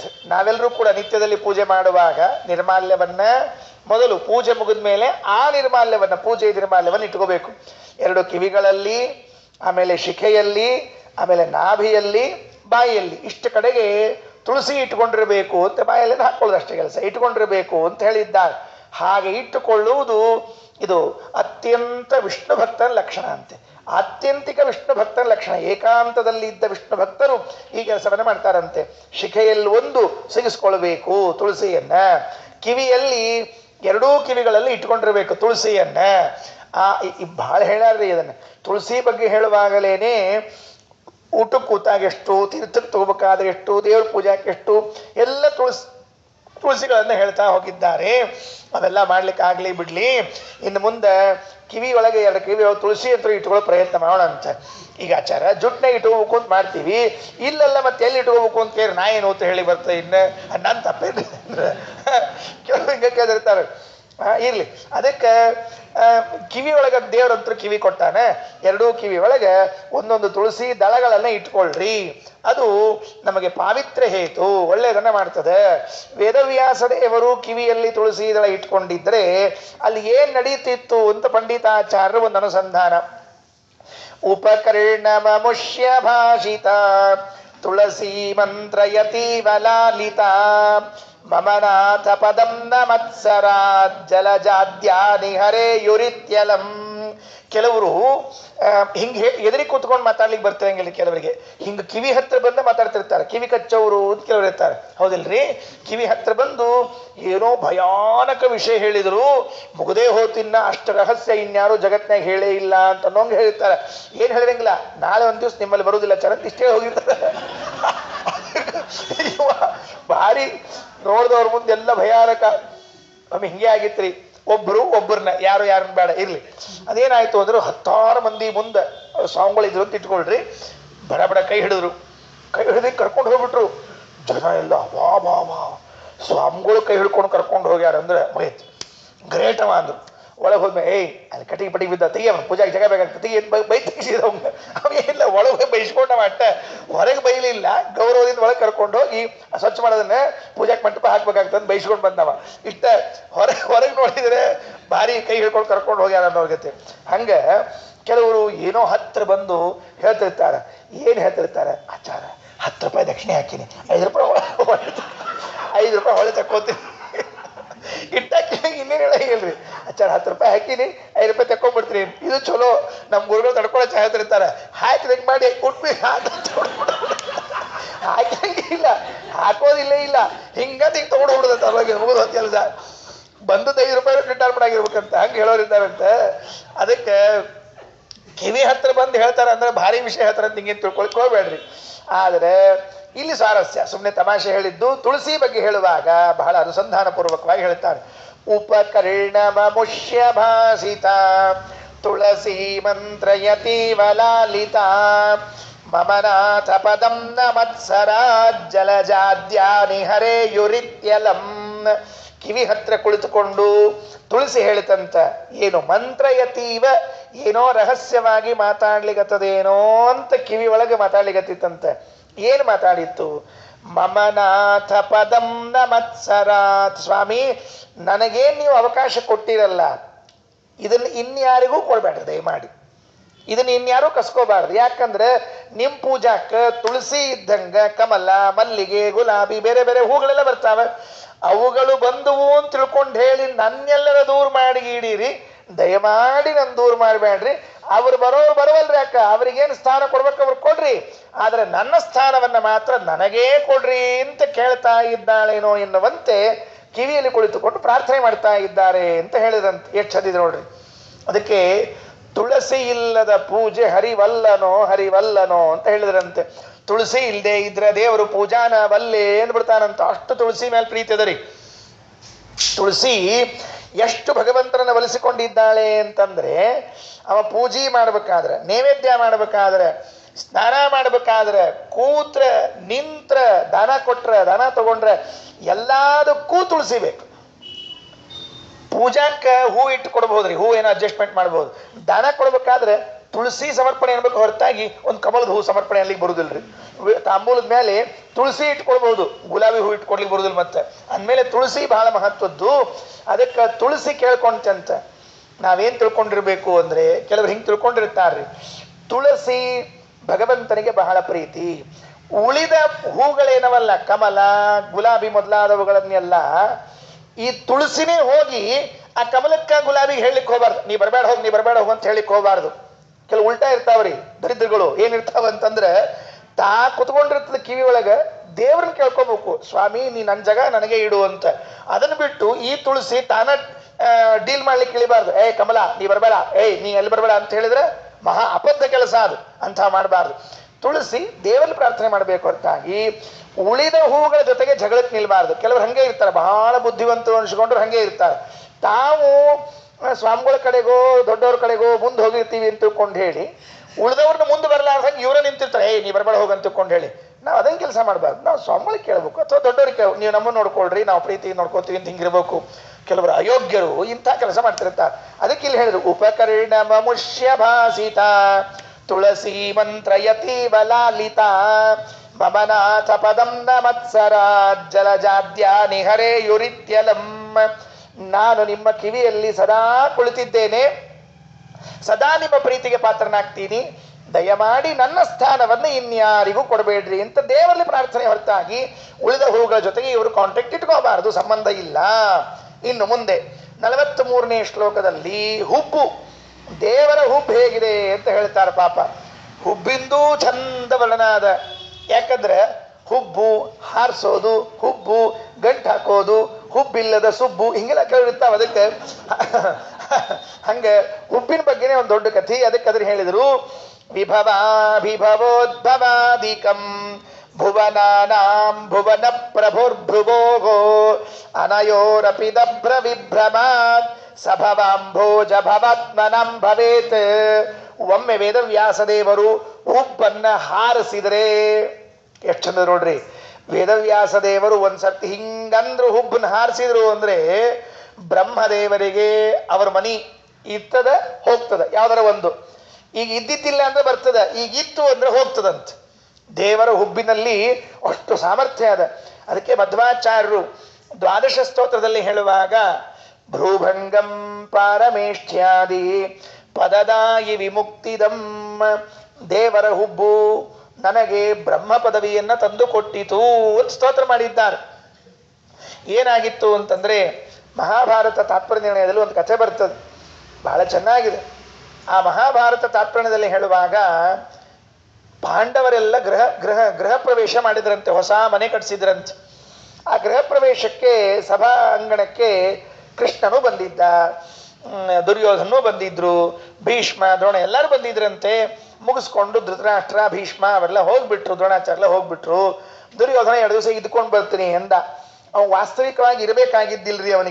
ಅವನಿಗೇನಿತ್ತು ಅಂದ್ರೆ ಏನದ ಇವ್ರ ಮನ್ಯಾಗ, ಎಷ್ಟೆಷ್ಟದ ಆಸ್ತಿ ಅಳ್ಕೊಂಡು ಹೋಗ್ಬೇಕು ಅಂತಿರ್ತು. ಕೆಲವರು ಇನ್ನೊಬ್ಬರ ಮನೆ ನೋಡ್ಲಿಕ್ಕೆ ಹೋದಾಗ ಅಳದು ಬಿಟ್ಟಿರ್ತಾರೆ, ಇದೆಷ್ಟು ಉದ್ದದ, ಇದೆಷ್ಟು ಅಗಲದ ಅಂತ ಅಳ್ಕೊಂಡು ಹೋಗ್ಬಿಟ್ಟಿರ್ತಾರೆ. ಕೆಲವರೆಲ್ಲ ಸುಮ್ಮ ಆದ್ರಪ್ಪ ಹಾಲು ಹಿಂಗಂತ ನೋಡ್ಕೊಂಡು ಹೋಗೋಂಗಿಲ್ಲ ಇಲ್ಲ. ಅಡಿಗೆ ಮನಿ 4x3 ಅಂತದೆ ಅಳದು ಹೋಗ್ಬಿಡೋದು, ಮುಗಿದು ಹೊತ್ತು ಕೆಲಸ ಅವ್ರದ್ದು. ಅಂದ್ರೆ ಮುಂದೆ ಪ್ಲಾನ್ ಆದದ್ದು ವ್ಯವಸ್ಥೆ ಅಂತ ಹೇಳಿ. ಹಂಗ ಏನ್ ಮಾಡಿದ ಅಂತಂದ್ರೆ ದುರ್ಯೋಧನ ಆ ಇಡೀ ಸಭಾಂಗಣ ಅಳತಿ ಹಾಕಿದ್ದಂತ. ಹೋಗ್ಬೇಕಾದ್ರೆ ಭೀಮಸೇನ್ ಅಂದ ಏನಂತ, ನನ್ನ ಫಾಲೋ ಮಾಡು ಅಂದ. ನಾನು ಫಾಲೋ ಮಾಡು, ತೋರ್ಸ್ಕೊಂಡ್ ಬರ್ತೀನಿ ನಿಂಗೆಲ್ಲ ಅಂದ. ದುರ್ಯೋಧನ ಅಂದ, ಯಾವ ಜನ್ಮದಾಗೂ ನೀನು ಫಾಲೋನ ಮಾಡಿಲ್ಲ, ಈಗೇನು ಮಾಡ್ಲಿ ಅಂದ. ಕಲಿ ನಾನು ವಾಯುದೇವ್ರ ಫಾಲೋ ಏನು ಮಾಡಲಿ, ನಾನು ಮಾಡೇ ಇಲ್ಲ, ಬರುವುದಿಲ್ಲ ಅಂದ. ನಿನ್ನ ಹಣೆ ಬರಹ ಅಂದ ಭೀಮಸೇನ. ಹೋಗ್ಬಿಟ್ರು. ಭೀಮಸೇನ್ ದೇವ್ರು ಹೋದ್ಮೇಲೆ ಭೀಮಸೇನ್ ದೇವ್ರು ಹಿಂದೆ ಹೋಗೋರು ಹೋದ್ರು, ಸರಿಯಾಗಿ ದಾರಿ ತೋರಿಸ್ಕೊಂಡು ಒಳಗೆ ಹೋಗಿ ಕೂಡ್ಸ್ಕೊಂಡ್ಬಿಟ್ರು ಭೀಮಸೇನ್ ದೇವ್ರು. ಇದು ದುರ್ಯೋಧನ ತಾನ ಸ್ವಂತ ಹೊಂಟಿತ್ತು ನೋಡ್ರಿ, ಹೊಂಟಿತ್ತು. ಎಲ್ಲಿ ಪಾಪ ಅದು ಕಾಜಿನ ಗ್ವಾಡಿ ಇತ್ತಂತೆ, ಅಂದ್ರೆ ಒಳಗಿಂದು ಕಾಣಿಸ್ತಿತ್ತು.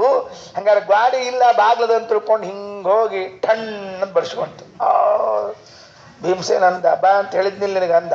ಅಂದ್ ಹೋಗ್ಬಿಟ್ಟ. ಏನೋ ದೊಡ್ಡ ಅಂತ ತಿಳ್ಕೊಂಡು ಹೇಳಿ ಮುಂದೆ ಹೊಂಟಿತ್ತು. ಪುಣ್ಯಾತ್ಮ ನೀರು ಅಂತ ತಿಳ್ಕೊಂತಂತ, ಗೊತ್ತದಲ್ಲ ಕಥಿ. ನೀರು ಅಂತ ತಿಳ್ಕೊಂಡು ಹೇಳಿ ಧೋತ್ರ ಪೂರ್ಣ ಮ್ಯಾಲೆ ಏರಿಸಿ. ಕೆಲವರು ಅಡಿಗೆ ಮಾಡ್ಬೇಕಾದ್ರೆ ಆಚಾರ ನೋಡ್ತಿರ್ಬೇಕ್ರಿ, ಮಾಡಿದ್ದವ್ರು ಹೆಂಡತಿ ಮಾಡಿರ್ತಾರ ಪಾಪ. ಇವ ವೈಷ್ಣದೇವ ಕಲ್ಲಿ ಹೋಗಿ ಕೂತಿರ್ತಾರಲ್ಲ ಮುಂದೆ ಕೊಡ್ಬೇಕಾದ್ರೆ, ಎರಡೂ ಹಿಂಗ ಧೋತ್ರ ಬ್ಯಾಲ್ ಏರ್ಸಿ ಹಿಂಗ ಕಟ್ಟಿ, ಓಹೋ ಹಂಗಾರ ಬೆಳಗ್ಗಿಂದ 3 ತಾಸು ಇವನ ಅಡಿಗೆ ಮಾಡಿ ಕಾಣಿಸ್ತದ ಅಂತ ಹಂಗ ಗಟ್ಟಿ ಎದುರಾಗಿಲ್ಲ ಇವ್ರು. ಅದಕ್ಕೆ ಇರ್ಲಿ ಬಿಡ್ರಿ, ಭಾಳ ಹೇಳಿಕ್ ಹೋಗ್ಬಾರ್ದು ಅವೆಲ್ಲ. ಅಯ್ಯೋ ಇರ್ಲಿ. ಅದಕ್ಕೆ ಹೋದ್ರು. ಅವನು ದುರ್ಯೋಧನ ನೋಡಿದ, ನೀರು ತಿಳ್ಕೊಂಡು ಪಾಪ ಧೋತ್ರ ಬ್ಯಾಳೆ ಇಟ್ಬಿಡ್ತು. ನೀರಿದ್ದಿದ್ದೇ ಇಲ್ಲ, ಹಿಂಗ ಕಾಲಿಟ್ಟ ಬಡ ಹೋಗ್ಬಿಟ್ಟು. ಅಲ್ಲಿ ತನಕ ಸುಮ್ ಕೂತಿದ್ರೆ ಭೀಮಸೇನ ಕೃಷ್ಣ ಇಬ್ರು ಹಿಂಗೆ ಎದುರು ಕೂತಿದ್ರಿ. ಅಂದ್ರೆ ಕೃಷ್ಣನ ಮುಖ ಭೀಮನ ಕಡೆಗೆ, ಇಬ್ರು ಮುಖ ದುರ್ಯೋಧನ ಕಡೆ ನೋಡೋ ಹಂಗೆ ಕೂತಿದ್ರು. ಹಿಂಗೆ ನೋಡಿದ ಕೂಡ ಕಾಣಿಸ್ಬೇಕು ಹಂಗೆ ಕೂತಿದ್ರು. ಇದನ್ನ ದಾಟ್ಕೊಂಡ ಇದ್ದಿದ್ದಿಲ್ಲ ಛೇ ಅಂತೇಳಿ ಮತ್ತೆ ಧೋತ್ರ ತೆಳಗೆ ಮಾಡ್ಕೊಂಡು ಪಾಪ ಮುಂದೆ ಹೋದ್ಮೇಲೆ ಬರೋಬ್ಬರಿ ಆತಳ ವ್ಯವಸ್ಥಾ. ಏನು ನೀರೇ ಇತ್ತು ತೆಳಗಡೆಗೆ. ಆ ನೀಲಿ ಬಣ್ಣದ ಮಣಿಗಳೆಲ್ಲ ಹಾಕಿದ್ರಿಂದ ಅದರ ಕಾಂತಿ ಮೇಲ್ ತನಕ ಬಂದು ಇದೊಂದು ಟೈಲ್ಸ್ ಕಾಣಿಸ್ತದೆ, ಗ್ರಾನೈಟ್ ಅಂತ ತಿಳ್ಕೊಂಡು ಹೇಳಿ ಪಾಪ ದುರ್ಯೋಧನಾಚಾರ್ಯ ದರ ಹೋಗಿ ಕಾಲಿಟ್ಬಿಟ್ರು. ಹೊತ್ಕೊಂಡು ಬಿದ್ರು ಹೇಳ್ತೀನಿ ಒಳಗೆ ನೀರಿನ್ಯಾಗ. ಬೀಳೋದೇ ತಡ ಕೃಷ್ಣ ಭೀಮನ ಕಡೆ ಹಿಂಗೆ ಅಂದ್ಬಿಟ್ಟ, ಹುಬ್ಬಾರಿಸ್ಬಿಟ್ಟ ಅಷ್ಟೆ, ಬೇರೆ ಏನ್ ಮಾಡಲಿಲ್ಲ. ಭ್ರೂಭಂಗಂ ಹುಬ್ಬಾರಿಸ್ಬಿಟ್ಟ. ಅಂದ. ಹುಬ್ಬಾರಿಸೋದೇ ತಡ ಭೀಮನ ಹೊಟ್ಟೆಯಾಗಿ ಎಲ್ಲಿ ನಗು ಕೂತಿತ್ತು ಕಿರಿಕಿ ಹಾಕ್ಬಿಟ್ಟ. ಯಾಪರಿ ನಕ್ಕ ಅಂದ್ರ ದುರ್ಯೋಧನಗೆ ಬಿದ್ದದ ಅಪ್ಪನಕ್ಕಿಂತ ನಕ್ಕದ ಅಪ್ಪನ ಜಾಸ್ತಿ ಆಗ್ಬಿಡ್ತು. ಬಿದ್ರೆ ಏನ್ ದೊಡ್ಡ ವಿಷಯ ಇದ್ದಿದ್ದಿಲ್ರಿ. ಕೆಲವರು ಅಂತಿರ್ತಾರೆ ಸಣ್ಣಕ್ ಜಾರ್ತಿ ಬಿಡ್ರಿ ಚರ ಅಂತ ಹಿಂಗ ಅನ್ಕೋತಿರ್ತಾರ ಪಾಪ. ಅದಕ್ಕೆ ಹಂಗ ಸಣ್ಣಕ್ ಜಾರ್ತನ್ನೋ ಹಂಗ ಇಲ್ಲೇ ಇಲ್ರಿ. ಆ ಭೀಮನ್ ನಗುವಿಗೆ ದ್ರೌಪದಿ ನಗು ಸೇರ್ಬಿಡ್ಬೇಕು ಎಲ್ಲರ. ಛೇ ಮುಗಿದೋತು. ಮುಂದೇನಾತಂದ್ರೆ ಇಡೀ ಮಹಾಭಾರತ ಗೊತ್ತದ್ರಿ.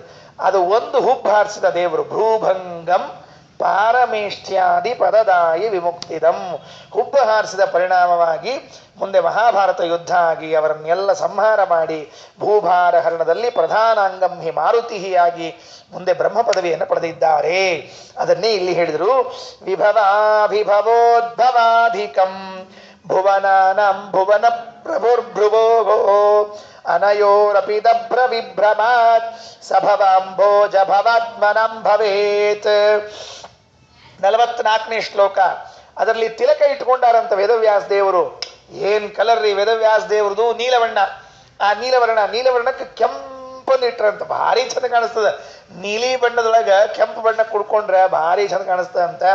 ತ್ರಿಜಗತ್ ತಿಲಕಾಲಿಕಾಂತರೇ ತಿಲಕೋಯಂ ಪರಭಾಗಮಾಪ್ತವಾನ್ ಹರಿನೀಲಗಿರೀಂದ್ರ ಮಸ್ತಕ ಸ್ಫುಟ ಶೋಣೋ ಫಲಪಂಕ್ತಿ ಸನ್ನಿಭಾಗ. ತ್ರಿಜಗತ್ ತಿಲಕಾಲಿಕಾಂತರೇ, 3 ಲೋಕಕ್ಕೆ ತಿಲಕಪ್ರಾಯರಾದ ವೇದವ್ಯಾಸ ದೇವರ ತಿಲಕ ಹಣಿಯ ಮಧ್ಯದಲ್ಲಿ ತಿಲಕೋಯಂ ಪರಭಾಗಮಾಪ್ತವಾನ್. ಆ ತಿಲಕ ಹಚ್ಚಿಕೊಂಡದ್ದು ಎದ್ದು ಕಾಣಿಸ್ತಿಗತ್ತಂತ. ಯಾಕಂದ್ರೆ ಇನ್ನೊಂದು ಬಣ್ಣದ ನಡುವೆ ಈ ಬಣ್ಣ ಎದ್ದು ಕಾಣಿಸ್ತಿರ್ತದೆ ಯಾವಾಗ್ಲೂ. ಅದಕ್ಕೆ ಹೇಳಿದರು ಪರಭಾಗಂ ಅಂದರೆ ಪರಭಾಗೋ ಗುಣೋತ್ಕರ್ಷ. ಪರಭಾಗ ಅಂತನ್ನೋ ಶಬ್ದಕ್ಕೆ ಗುಣೋತ್ಕರ್ಷ ಅಂತ ಅರ್ಥ ಮಾಡಿದ್ದಾರೆ. ನೀಲಿ ಬಣ್ಣದ ಅವರ ಮುಖದಲ್ಲಿ ಕೆಂಪು ಬಣ್ಣದ ಈ ಕುಂಕುಮ ಅರ್ಥಾತ್ ತಿಲಕ ಬಹಳ ಎದ್ದು ಕಾಣಿಸಿತು. ಅದಕ್ಕೆ ಹಂಗೆ ಹಚ್ಕೊಂಡಿರ್ಬೇಕ್ರಿ. ಹಚ್ಕೊಂಡ್ರೆ ಎದ್ದು ಕಾಣೋಂಗೆ ಹಚ್ಕೊಂಡಿರ್ಬೇಕು. ಹಚ್ಕೊಳ್ಳೋ ಬ್ಯಾಡೋ ಮತ್ತು ಹಚ್ಕೊಂಡ್ರೆ ಏನು ಅನ್ಕೋತಾರೋ ಏನೋ ಹಿಂಗೆಲ್ಲ ಹಚ್ಕೊಳ್ಳಿಕ್ಕೆ ಹೋಗ್ಬಾರ್ದ್ರಿ. ಅಂಗಾರಾಕ್ಷಂತಿ ನಮ್ಮ ಸ್ವಾಮಿಗಳ್ರಿ ರಘುಪ್ರಿಯ ತೀರ್ಥರು ಏನು ಹಚ್ಕೋತಿದ್ರು ಅಂದ್ರೆ ಹೇಳ್ಬೇಕು. ಅವರು ಎಲ್ಲಿ ತನಕ ಕಾಣಿಸ್ಬೇಕು ಗೊತ್ತೇನೋ, ಆ ಕಡೆ ದಂಡಿ ಮೇಲೆ ಒಬ್ಬ ಯಾರು ನದಿ ಇರ್ಬೇಕಂತ ನಡುವೆ, ಆ ಕಡೆ ದಂಡಿ ಮೇಲೆ ಯಾರೊಬ್ಬ ನಿಂತಿದ್ರೆ ಅಲ್ಲಿ ಯಾರೋ ಬ್ರಾಹ್ಮಣರು ನಿಂತಾರೋ ತರಿಸ್ಬೇಕಂತ ಅಷ್ಟೆಲ್ಲ ಹಚ್ಕೋಬೇಕಂತ ಅಂಗಾರಕ್ಷಂತಿ ಹಚ್ಕೋಬೇಕಂತ. ಇವು ಅವು ಇಲಿನೋ ಮತ್ತು ಜಂಡಿಗ್ಯಾನೋ ಮಾಡಿರ್ತದಲ್ಲ ಅಷ್ಟು ಹಚ್ಕೊಂಡಿರ್ತಾರೆ ಪಾಪ.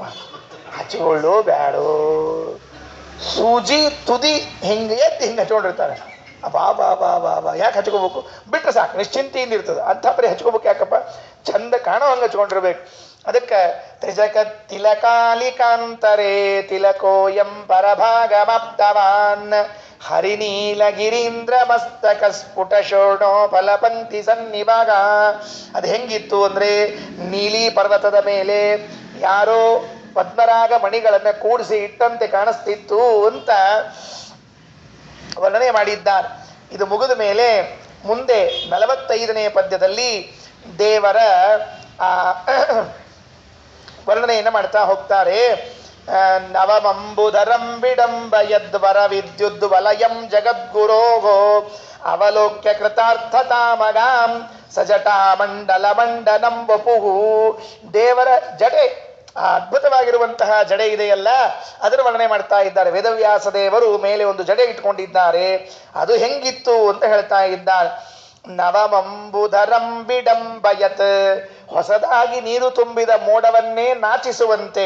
ವರ ವಿದ್ಯುತ್ ವಲಯಂ, ಅದರಲ್ಲಿ ಹೇಗೆ ಮತ್ತೆ ಮೋಡದಲ್ಲಿ ಹೇಗೆ ಮಿಂಚುಗಳಿರ್ತದಲ್ಲ ಹಾಗೆ ವೇದವ್ಯಾಸರ ದೇವರ ಜಟೆಯಲ್ಲಿ ಅಲ್ಲಲ್ಲಿ ಬಂಗಾರದ ಕೂದಲುಗಳು. ಆ ಆ ವರ್ಣದ ಕೂದಲುಗಳಿದ್ದುವಂತೆ.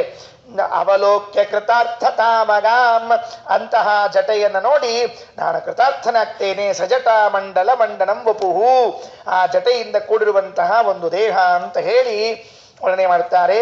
ಇವತ್ತಿನ ಕೊನೆಯ ಶ್ಲೋಕವನ್ನು ಹೇಳಿ ಮುಕ್ತಾಯ ಮಾಡ್ತೇನೆ. 46ನೇ ಶ್ಲೋಕ. ಇದರಲ್ಲಿ ಆ ವೇದವ್ಯಾಸ ದೇವರ ಪಾದಧೂಳಿಯನ್ನು ವರ್ಣನೆ ಮಾಡ್ತಾರೆ. ಬರೇ ಪಾದಧೂಳಿ ವರ್ಣನೆ ಮಾಡಿದರೆ ನಿನ್ನೆ ಮೊನ್ನೆ ಕೇಳಿಬಿಟ್ಟಿವರಿ. ಇದೊಂದು ಹೊಸ ರೀತಿಯಿಂದ ಪಾದಧೂಳಿಯನ್ನು ವರ್ಣನೆ ಮಾಡ್ತಾ ಇದ್ದಾರೆ. ನರಮಾಪಿ ಪದಾಂಗುಲೀಲಸನ್ ನಖದೂರಾಜದನಂತ ಸದ್ಗುಣಾನ್ ಗಣಗೇದ್ ಗಣಯಂತ್ಯನಾರತಂ ಪರಮಾನ್ ಕೋಸ್ಯ ಪರೋ ಗುಣಾನ್ ವದೇತ್. ರಮಾಪಿ ಮಹಾಲಕ್ಷ್ಮೀ ದೇವಿಯು ಕೂಡ ಪದಾಂಗುಲಿ ಲಸನ್, ಆ ಪಾದದ ಬೆರಳಿನಲ್ಲಿ ಇರುವಂತಹ ಅನಂತ ಸದ್ಗುಣಾನ್, ಪಾದದ ಬೆರಳಿನ ಉಗುರಿನಲ್ಲಿ, ನಖ ಉಗುರಿನಲ್ಲಿರುವಂತಹ ಅನಂತ ಸದ್ಗುಣಾನ್, ಅನಂತ ಗುಣಗಳನ್ನು ಗಣಯೇದ್ ಗಣಯಂತ್ಯನಾರತಂ, ಇನ್ನೂ ಎಣಿಸ್ಕೋತಿದ್ದಂತೆ ಗಣಯಂತ್ಯಪಿ ನ ಗಣಯೇತ್, ಮುಗಿದೇ ಇಲ್ವಂತೆ. ಪರಮಾನ್ಕೋಸ್ಯ ಪರೋ ಗುಣಾನ್ ವದೇತ್, ಇನ್ನಿನ್ಯಾರು ಹೇಳಲಿಕ್ಕೆ ಸಾಧ್ಯ? ಅಭಿಪ್ರಾಯ ಇಷ್ಟು. ಏನು ಅಭಿಪ್ರಾಯ? ಮಹಾಲಕ್ಷ್ಮೀ ದೇವಿ ಭಗವಂತನ ಗುಣಗಳನ್ನು ಎಣಿಸಬೇಕು ಅಂತ ಕುಳಿತುಕೊಂಡಿದ್ದಾಳೆ. ಎಣಿಸ್ತಾ ಎಣಿಸ್ತಾ ಎಣಿಸ್ತಾ ಇದ್ರೂ ಕೂಡ ಇವತ್ತಿಗೂ ಮಹಾಲಕ್ಷ್ಮೀ ದೇವಿ ಗುಣಗಳನ್ನು ಎಣಿಸೋದನ್ನು ಮುಗಿಸಿಲ್ಲ. ಇದು ನಾರಾಯಣ ಪಂಡಿತಾಚಾರ್ಯರು ಅವರ ಅಪ್ಪನದ್ದನ್ನು ಸ್ವಲ್ಪ ಕಾಪಿ ಮಾಡಿದ್ದಾರೆ. ಅವರಪ್ಪ ತ್ರಿವಿಕ್ರಮ ಪಂಡಿತಾಚಾರ್ಯರು ವಿಷ್ಣು ಸ್ತುತಿಯಲ್ಲಿ ಹೇಳುವಾಗ ಇನ್ನೊಂದು ಚೂರು ಚಂದ ಹೇಳ್ತಾರೆ, ಇನ್ನೊಂದು ಸ್ವಲ್ಪ ಬಿಡಿಸಿ ಹೇಳ್ತಾರೆ. ಏನು ಹೇಳಿದರು? ಇಲ್ಲಿ ನಾರಾಯಣ ಪಂಡಿತಾಚಾರ್ಯ ಹೇಳೋ ಕಾಲಕ್ಕೆ ರಮಾಪಿ ಲಕ್ಷ್ಮೀದೇವಿ ಕೂಡ ಭಗವಂತನ ಪಾದದಲ್ಲಿರುವಂತಹ ಒಂದು ಉಗುರಿನಲ್ಲಿದ್ದ ಗುಣಗಳನ್ನು ಎಣಿಸ್ಲಿಕ್ಕಾಗಿಲ್ಲ ಅಂತ. ವಿಷ್ಣು ಸ್ತುತಿಯಲ್ಲಿ ಹೇಳುವಾಗ ಲಕ್ಷ್ಮೀ ರಕ್ಷೀಣ ದೀಕ್ಷಾ ಗಣಯಿತು ಮನುಪಕ್ರಾಂತ ಸಂವಿದ್ಗುಣಾನಾಂ ಆನಂತ್ಯಾನಿ ಸ್ವಭರ್ತು ಪದಕಮಲ ಕನಿಷ್ಠಾಂಗುಲೀ ಸನ್ನಖಸ್ಯ ಪಶ್ಯಂತಿ ಸಂತತಂ ಸಾ ನವನವಸು ವಿಶೇಷೋಪಲಂಬೇನ ತತ್ತತ್ ಕಾಲೇ ಕೌತೂಹಲಾಬ್ಧೌ ಸುಮಹತಿ ಗಹನೆ ಗಾಹಮನಾವತಾನ್ನಃ. ಒಂದು ಪ್ರತ್ಯೇಕ ರೂಪ ಅಂತೆ ಮಹಾಲಕ್ಷ್ಮೀ ದೇವಿ. ಎದಕ್ಕೆ ಪ್ರತ್ಯೇಕ ರೂಪ? ಅದು ಭಗವಂತನ ಪಾದದ ಉಗುರಿನ ಒಳಗಿದ್ದ ಧೂಳೀಕರಣದಲ್ಲಿದ್ದ ಗುಣಗಳನ್ನು ಎಣಿಸಬೇಕು ಅಂತನ್ನೋದಕ್ಕಾಗಿಯೇ ಒಂದು ಪ್ರತ್ಯೇಕ ರೂಪ ಅಂತ. ಎಣಿಸ್ಲಿಕ್ಕೆ ಅದನ್ನೇನು ತೆಗೆದುಕೊಂಡಿದ್ದಾಳೆ? ಲಕ್ಷ್ಮೀ ರಕ್ಷೀಣ ದೀಕ್ಷಾ ಗಣಯಿತು ಮನುಪಕ್ರಾಂತ ಸಂವಿದ್ಗುಣಾನಾಂ. ಭಗವಂತನ ಗುಣಗಳನ್ನು ಎಣಿಸ್ತಾ ಎಣಿಸ್ತಾ ಇದ್ದಾಗ ಬೇಸರ ಆಗ್ತದೆ ರೀ. ಎಷ್ಟೇ ಆದರೂ ಮನುಷ್ಯನಿಗೆ ಏನಾಗ್ತದೆ ಅಂತಂದ್ರೆ, ಮನುಷ್ಯನಿಗೇನು ತಾತ್ಪರ್ಯ, ಎಷ್ಟೊತ್ತು ಎಣಿಸ್ತೀರಿ? ಒಂದು ಸ್ವಲ್ಪ ಹೊತ್ತಿರ್ತದೆ, ಆಮೇಲೆ ದೀಕ್ಷಾ ಕಡಿಮೆ ಆಗಿಬಿಡ್ತದೆ ನಮ್ದು. ಅದಕ್ಕೆ ಲಕ್ಷ್ಮೀದೇವಿ ಹೆಂಗಿದ್ದಾಳೆ ಅಂದ್ರೆ ಅಕ್ಷೀಣ ದೀಕ್ಷಾ, ಕ್ಷೀಣವಾಗದೆ ಇರುವಂತಹ ದೀಕ್ಷೆ ಉಳ್ಳವಳಾಗಿದ್ದಾಳಂತೆ ಮಹಾಲಕ್ಷ್ಮೀ ದೇವಿ. ಆ ದೀಕ್ಷಾ ಕ್ಷೀಣ ಆಗದೆ ಇರ್ಲಿಕ್ಕೆ ಏನು ಕಾರಣ ಅಂತಂದ್ರೆ ನವನವಸು ವಿಶೇಷೋಪಲಂಬೇನ. ಆ ಒಂದೊಂದು ಗುಣಗಳನ್ನು ಎಣಿಸಿ ಎಣಿಸಿ ಮುಗಿಸಿದಾಗ ಇನ್ನೊಂದು ಗುಣದಾಗ ಇನ್ನೊಂದೇನೋ ಹೊಸಾದ ಕಾಣ್ತದಂತೆ. ಅದಕ್ಕೆ ಉತ್ಸಾಹ ಬರ್ತದೆ. ಅದೇ ಹಳೀದಾದ್ರೆ ಯಾರಿಗೂ ಉತ್ಸಾಹ ಬರ್ತದೆ? ನಮ್ಮ ಮನ್ಯಾಗ ಎಷ್ಟೊತ್ತು ಉತ್ಸಾಹ ಇರ್ತದೆ ನಮ್ಮನ್ನು ನೋಡ್ಲಿಕ್ಕೆ. ಸಾಕು ಹೋಗಿ ಹೊರಗೆ ಹೋಗಿ ಮೊದಲು ಅಂತ ಅಂದ್ರೆ ಹಂಗಲ್ಲ, ತಾತ್ಪರ್ಯ ಹಂಗೆ ಹೊರಗೆ ಹೋಗುವಂತ ಅಂತಾರಂತ ಹಿಂಗೆ ಹೇಳಿಲ್ಲ. ಎಷ್ಟೊತ್ತು ನೋಡ್ಲಿಕ್ಕೆ ಆಗ್ತದೆ ಹೇಳೋಣಂತ. ಈಗ ನೌಕರಿ ಒಳಗಿದ್ದಾಗ ಗಂಡನ್ ನೋಡೋದು ಭಾಳ ಬೇರೆ ಇರ್ತದೆ. ಯಾಕೆ ಹೇಳ್ರಿ? ಬೆಳಿಗ್ಗೆ ಹೋಗಿ ಸಂಜೆಗೆ ಬರ್ತಾನೆ, ಅಷ್ಟೇ ಒಂದು 10-12 ತಾಸು ಅವ್ನು ನೋಡ್ರಂಗಿಲ್ಲ, ಸಂಜೆಗೆ ಬಂದ್ಕೊಂಡು ಉತ್ಸಾಹ ಇರ್ತದೆ. ರಿಟೈರ್ಡ್ ಆದ್ಮೇಲೆ ಅದು ಮನ್ಯಾಗ ಕೂತಿರ್ತದೆ ಪಾಪ ಪ್ರಾಣಿ, 24 ತಾಸು ಮನ್ಯಾಗ ಕೂತಿರ್ತದೆ. ಹೆಂಗೆ ನೋಡ್ಬೇಕ್ರಿ ಅದನ್ನ? ಬ್ಯಾಸತ್ ಬಿಡ್ತಾರೆ ಹೆಣ್ಮಕ್ಳು. ದೀಕ್ಷಾ ಕ್ಷೀಣ ಆಗಿಬಿಡ್ತದೆ. ಲಕ್ಷ್ಮೀ ರಕ್ಷೀಣ ದೀಕ್ಷಾ. ನಮ್ಮ ಗುರುಗಳು ಹೇಳ್ತಿರ್ಬೇಕ್ರಿ. ನಮ್ಮ ಗುರುಗಳು ಏನು ಹೇಳ್ತಿರ್ಬೇಕು ಅಂತಂದ್ರೆ, ಅವು 3 ಮಣಿ ಇದ್ವಂತ. 3 ಮಣಿ. ಯಾವ 3 ಮಣಿ ಅಂತ ಕೇಳಿದ್ರೆ, ಕೂರ್ಮಣಿ, ತಾರಮಣಿ, ನಿಲ್ಮಣಿ ಅಂತ 3 ಮಣಿ ನಮ್ಮ ಗುರುಗಳು ಮುಂಡ್ರಿಗೆ ಹೆಚ್ಚಾಗಿ ಹೇಳ್ತಿರ್ಬೇಕು. ಕೂರ್ಮಣಿ, ತಾರಮಣಿ, ನಿಲ್ಮಣಿ ಅಂತ ತಿಳ್ಕೊಂಡು. ಕೂರ್ಮಣಿ ಅಂದ್ರೆ ಏನ್ರಿ? ಲಗ್ನದ ಹೊಸದಾಗ ಗಂಡು ಎಲ್ಲೆಲ್ಲಿ ಕೂಡ್ತಿರ್ತಾನೆ ಅಲ್ಲಿ ಮಣಿ ಹಾಕ್ತಿರ್ತಾರಂತ. ಕೂರ್ಮಣಿ ಅಂತ ತಿಳ್ಕೊಂಡು. ಹೊಸದಾಗ್ರಿ ಇದು, ಹೊಸದಾಗ ಹಂಗೆ ಇರ್ತದೆ ಮತ್ತದು. ಹೊಸದಾಗ ಹಂಗೆ ಇರ್ಬೇಕು ಮತ್ತದು. ಅವಾಗೂ ಹಿಂಗೆ ಇದ್ರೆ ಮತ್ತೆ ಮುಗಿದೋದ್ ಕೆಲಸ ಅಂತ ಅರ್ಥ. ಕೂರ್ಮಣಿ. ಆಮೇಲೆ ತಾರ್ಮಣಿ ಅಂತ. ಅಲ್ರಿ ಯಾಕೆ ನಿಂತ್ಕೊಂಡ್ರಿ? ಚೇರ್ ತಗೊಳ್ರಿ ತಗೊಳ್ರಿ, ಚೇರ್ ತಗೊಂಡ್ ಕೊಡ್ಬಾರ್ದ ಅಂದ್ರೆ ಒಂದು 20 ವರ್ಷ ಆಗಿದೆ ಅಂತ ಅರ್ಥ. ಅಲ್ಲಿಗೆ ಮದುವೆ ಆಗಿ ಇವ್ರಿಗೆಲ್ಲ ಸ್ವರೂಪ ಜ್ಞಾನ ಆಗಿ ಕೊಡ್ರಿ ಕೊಡ್ರಿ ಅಂತ. ಇನ್ನು ಆಮೇಲೆ ಕೊನೆಯದೊಂದು ಮಣಿ ಬರ್ತದಂತ. ಯಾವ ಮಣಿ ಅಂತಂದ್ರೆ ನಿಂತೀನಿ ಕಾಣಿಸ್ವಲ್ತ ಮಣಿ ಹಾಕ್ಲಿಕ್ಕೆ ನಿಮಗೆ ಅಂತ ಕೇಳ್ತಾರಂತ ಉಲ್ಟಾ. ಅದಕ್ಕೆ ಕೂರ್ಮಣಿ, ತಾರ್ಮಣಿ, ನಿಲ್ಮಣಿ ಅಂತ 3 ಮಣಿ ಅಂತ ನಮ್ಮ ಊರಿಗೆ ಹೇಳ್ತಿರ್ಬೇಕು. ಇವ್ ನೌಕರಿಗೆ ಹೋಗ್ತಿದ್ರೆ ಗಂಡಂದ್ರು ಮನ್ಯಾಗ ಒಂದು ಕಿಮ್ಮತ್ ಇರ್ತದ್ರಿ. ಮುಗೀತು ಅಂತ ಇಟ್ಕೊಳ್ರಿ, ರಿಟೈರ್ಮೆಂಟ್ ಆದ್ಮೇಲೆ ಮುಖ ನೋಡ್ಲಿಕ್ಕೆ ಸಾಕಾಗಿ ಹೋಗ್ಬಿಡ್ತದೆ. ಮೊದ್ಲಿನಂಗೆ ಬೇರೆ ಇರಂಗಿಲ್ಲ. ಹಿಂಗಾಗಿ ಬಾಯಾಗಿದ್ದ ಅಲ್ಲೆಲ್ಲ ಹೋಗ್ಬಿಟ್ಟಿರ್ತಾವ, ಅಷ್ಟು ತಲೆ ಮೇಲೆ ಕೂದಲು ಹೋಗ್ಬಿಟ್ಟಿರ್ತಾವ. ಅವು ಕೂದಲು ಹೋದದ್ ನೋಡಿ ಯಾರೋ ಅಂಕಲ್ ಅಂತ ತಿಳ್ಕೊತಿರ್ತಾರೆ, ಬಾಯಾಗ ಹಲ್ಲು ಹೋದದ್ ನೋಡಿ ಯಾರೋ ಅಜ್ಜ ಅಂತ ತಿಳ್ಕೊತಿರ್ತಾರೆ. ಇನ್ ಹೆಂಗ್ ಬರ್ಬೇಕು ಪಾಪ ಮನಸ್ಸು. ಅದಕ್ಕೆ ಎಲ್ಲರೂ ಹೋಗಿಲ್ಲ ಅಂತಾರೆ. ಎಲ್ಲಿ ಹೋಗ್ಬೇಕು ಅಂತ ಇವ್ರು ಪಾಪ. ಇಲ್ಲ ಕಪಿಲಾಚಾರ್ಯದು ಪುರಾಣ ಪ್ರವಚನ ಇರ್ತದ, ಹೋಗ್ರಿ. ಇಲ್ಲ ಅವ್ರದ್ದು ಕೆಲವು ದಿವಸ ಆದ್ಮೇಲೆ ಮುಗೀತದಂತಲ್ಲ, ಆಮೇಲೆ ಏನ್ ಮಾಡ್ಲಿ ಅಂತಂದ್ರೆ ಅವ್ರದ್ದು ಮುಗಿದ್ಮೇಲೆ ನೀವೇ ಹೇಳ್ರಿ ಅಂತಪ್ಪ. ಮನೆಯಾಗಿರ್ಬೇಡ್ರಿ ಕೇಳಿದ್ರಿ, ಒಟ್ಟು ಮನೆಯಾಗಿರ್ಲಿಕ್ಕೆ ಹೋಗ್ಬೇಡ್ರಿ ಅಷ್ಟೇ. ಇಲ್ಲೇನಿಲ್ಲ. ಲಕ್ಷ್ಮೀ ರಕ್ಷೀಣ ದೀಕ್ಷಾ ಗಣಯಿತು ಮನುಪಕ್ಲಾಂತ ಸಂವಿದ್ಗುಣಾನಾಂ ಆನಂತ್ಯಾನಿ ಸ್ವಭರ್ತು ಪದಕಮಲಕ ನಿಷ್ಠಾಂಗುಲಿ ಸನ್ನಖಸ್ಯ ಪಶ್ಯಂತಿ ಸಂತತಂ ಸಾ ನವನವಸು ವಿಶೇಷೋಪಲಂಭೇನ ಜಗದುದರನತಿ ವಿಮಲ ಗುಣರೂಪಗಳನಾಲೋಚನದಿ ಭಾರತ ನಿಗಮತತಿಗಳ ಅತಿಕ್ರಮಿಸಿ ಕ್ರಿಯಾ ವಿಶೇಷಗಳ ಬಗೆ ಬಗೆಯ ನೂತನವ ಕಾಣುತ್ತ ಮಿಗೆ ಹರುಷದಿಂ ಪೊಗಳಿ ಹಿಗ್ಗುವ ತ್ರಿಗುಣಮಾನಿ ಮಹಾಲಕುಮಿ ಸಂತೈಸಲನು ದಿನವೋ.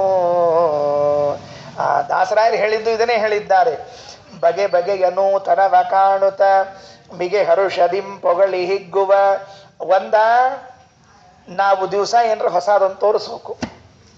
ಯಾಕಂದ್ರೆ ನಮ್ಮನ್ನ ಮನ್ಯಾಗ ನೋಡ್ಕೋಬೇಕು ಅಂತಿದ್ರೆ, ನಮ್ಮನ್ನ ಯಾರ ಮನ್ಯಾಗ ನೋಡ್ಕೋಬೇಕು ಅಂತಿದ್ರೆ ದಿವಸ ಒಂದೇನಾರ ಹೊಸ ತೋರಿಸ್ಬೇಕು. ಆಗ್ಲಿಲ್ಲ ಅಂದ್ರೆ ಮನೆಯಿಂದ ಹೊರಗಿರ್ಬೇಕು, ಯಾವ್ದಾರ ಒಂದು ಕೆಲಸ ಮಾಡಬೇಕು.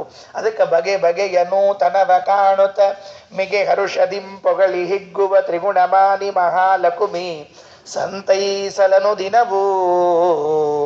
ಇವತ್ತಿಗೂ ಲಕ್ಷ್ಮೀ ರಕ್ಷೀಣ ದೀಕ್ಷಾ ಗಣಯಿತು ಮನುಪಕ್ಲಾಂತ ಸಂವಿದ್ಗುಣಾನಾಂ ಆನಂತ್ಯಾನಿ ಸ್ವಭರ್ತು ಪದಕಮಲಕ ನಿಷ್ಠಾಂಗುಲಿ ಸನ್ನಖಸ್ಯ ಪಶ್ಯಂತಿ ಸಂತತಂ ಸಾ ನವನವಸು ವಿಶೇಷೋಪಲಂಭೇನ ತತ್ತತ್ ಕಾಲೇ ಕೌತೂಹಲಾಬ್ಧೌ ಸುಮಹತಿ ಗಹನೆ ಗಾಹಮಾನಾವತಾನ್ನಃ ಚಕ್ಷಾಣ ಸೂಕ್ಷ್ಮ ಯೋಗಾತ್ ಯುಗಪದ ಗಣಿತಾನೀಕ್ಷಿತುಂ ದಕ್ಷಿಣಾಕ್ಷಿ ಪಶ್ಯತ್ಯದ್ಯಾಪಿ ನಾಂತಂ ನಯನ ಹೃದಯಯೋಗೋ ಹಾರಿಣಾಮಂತನೋಗಂ.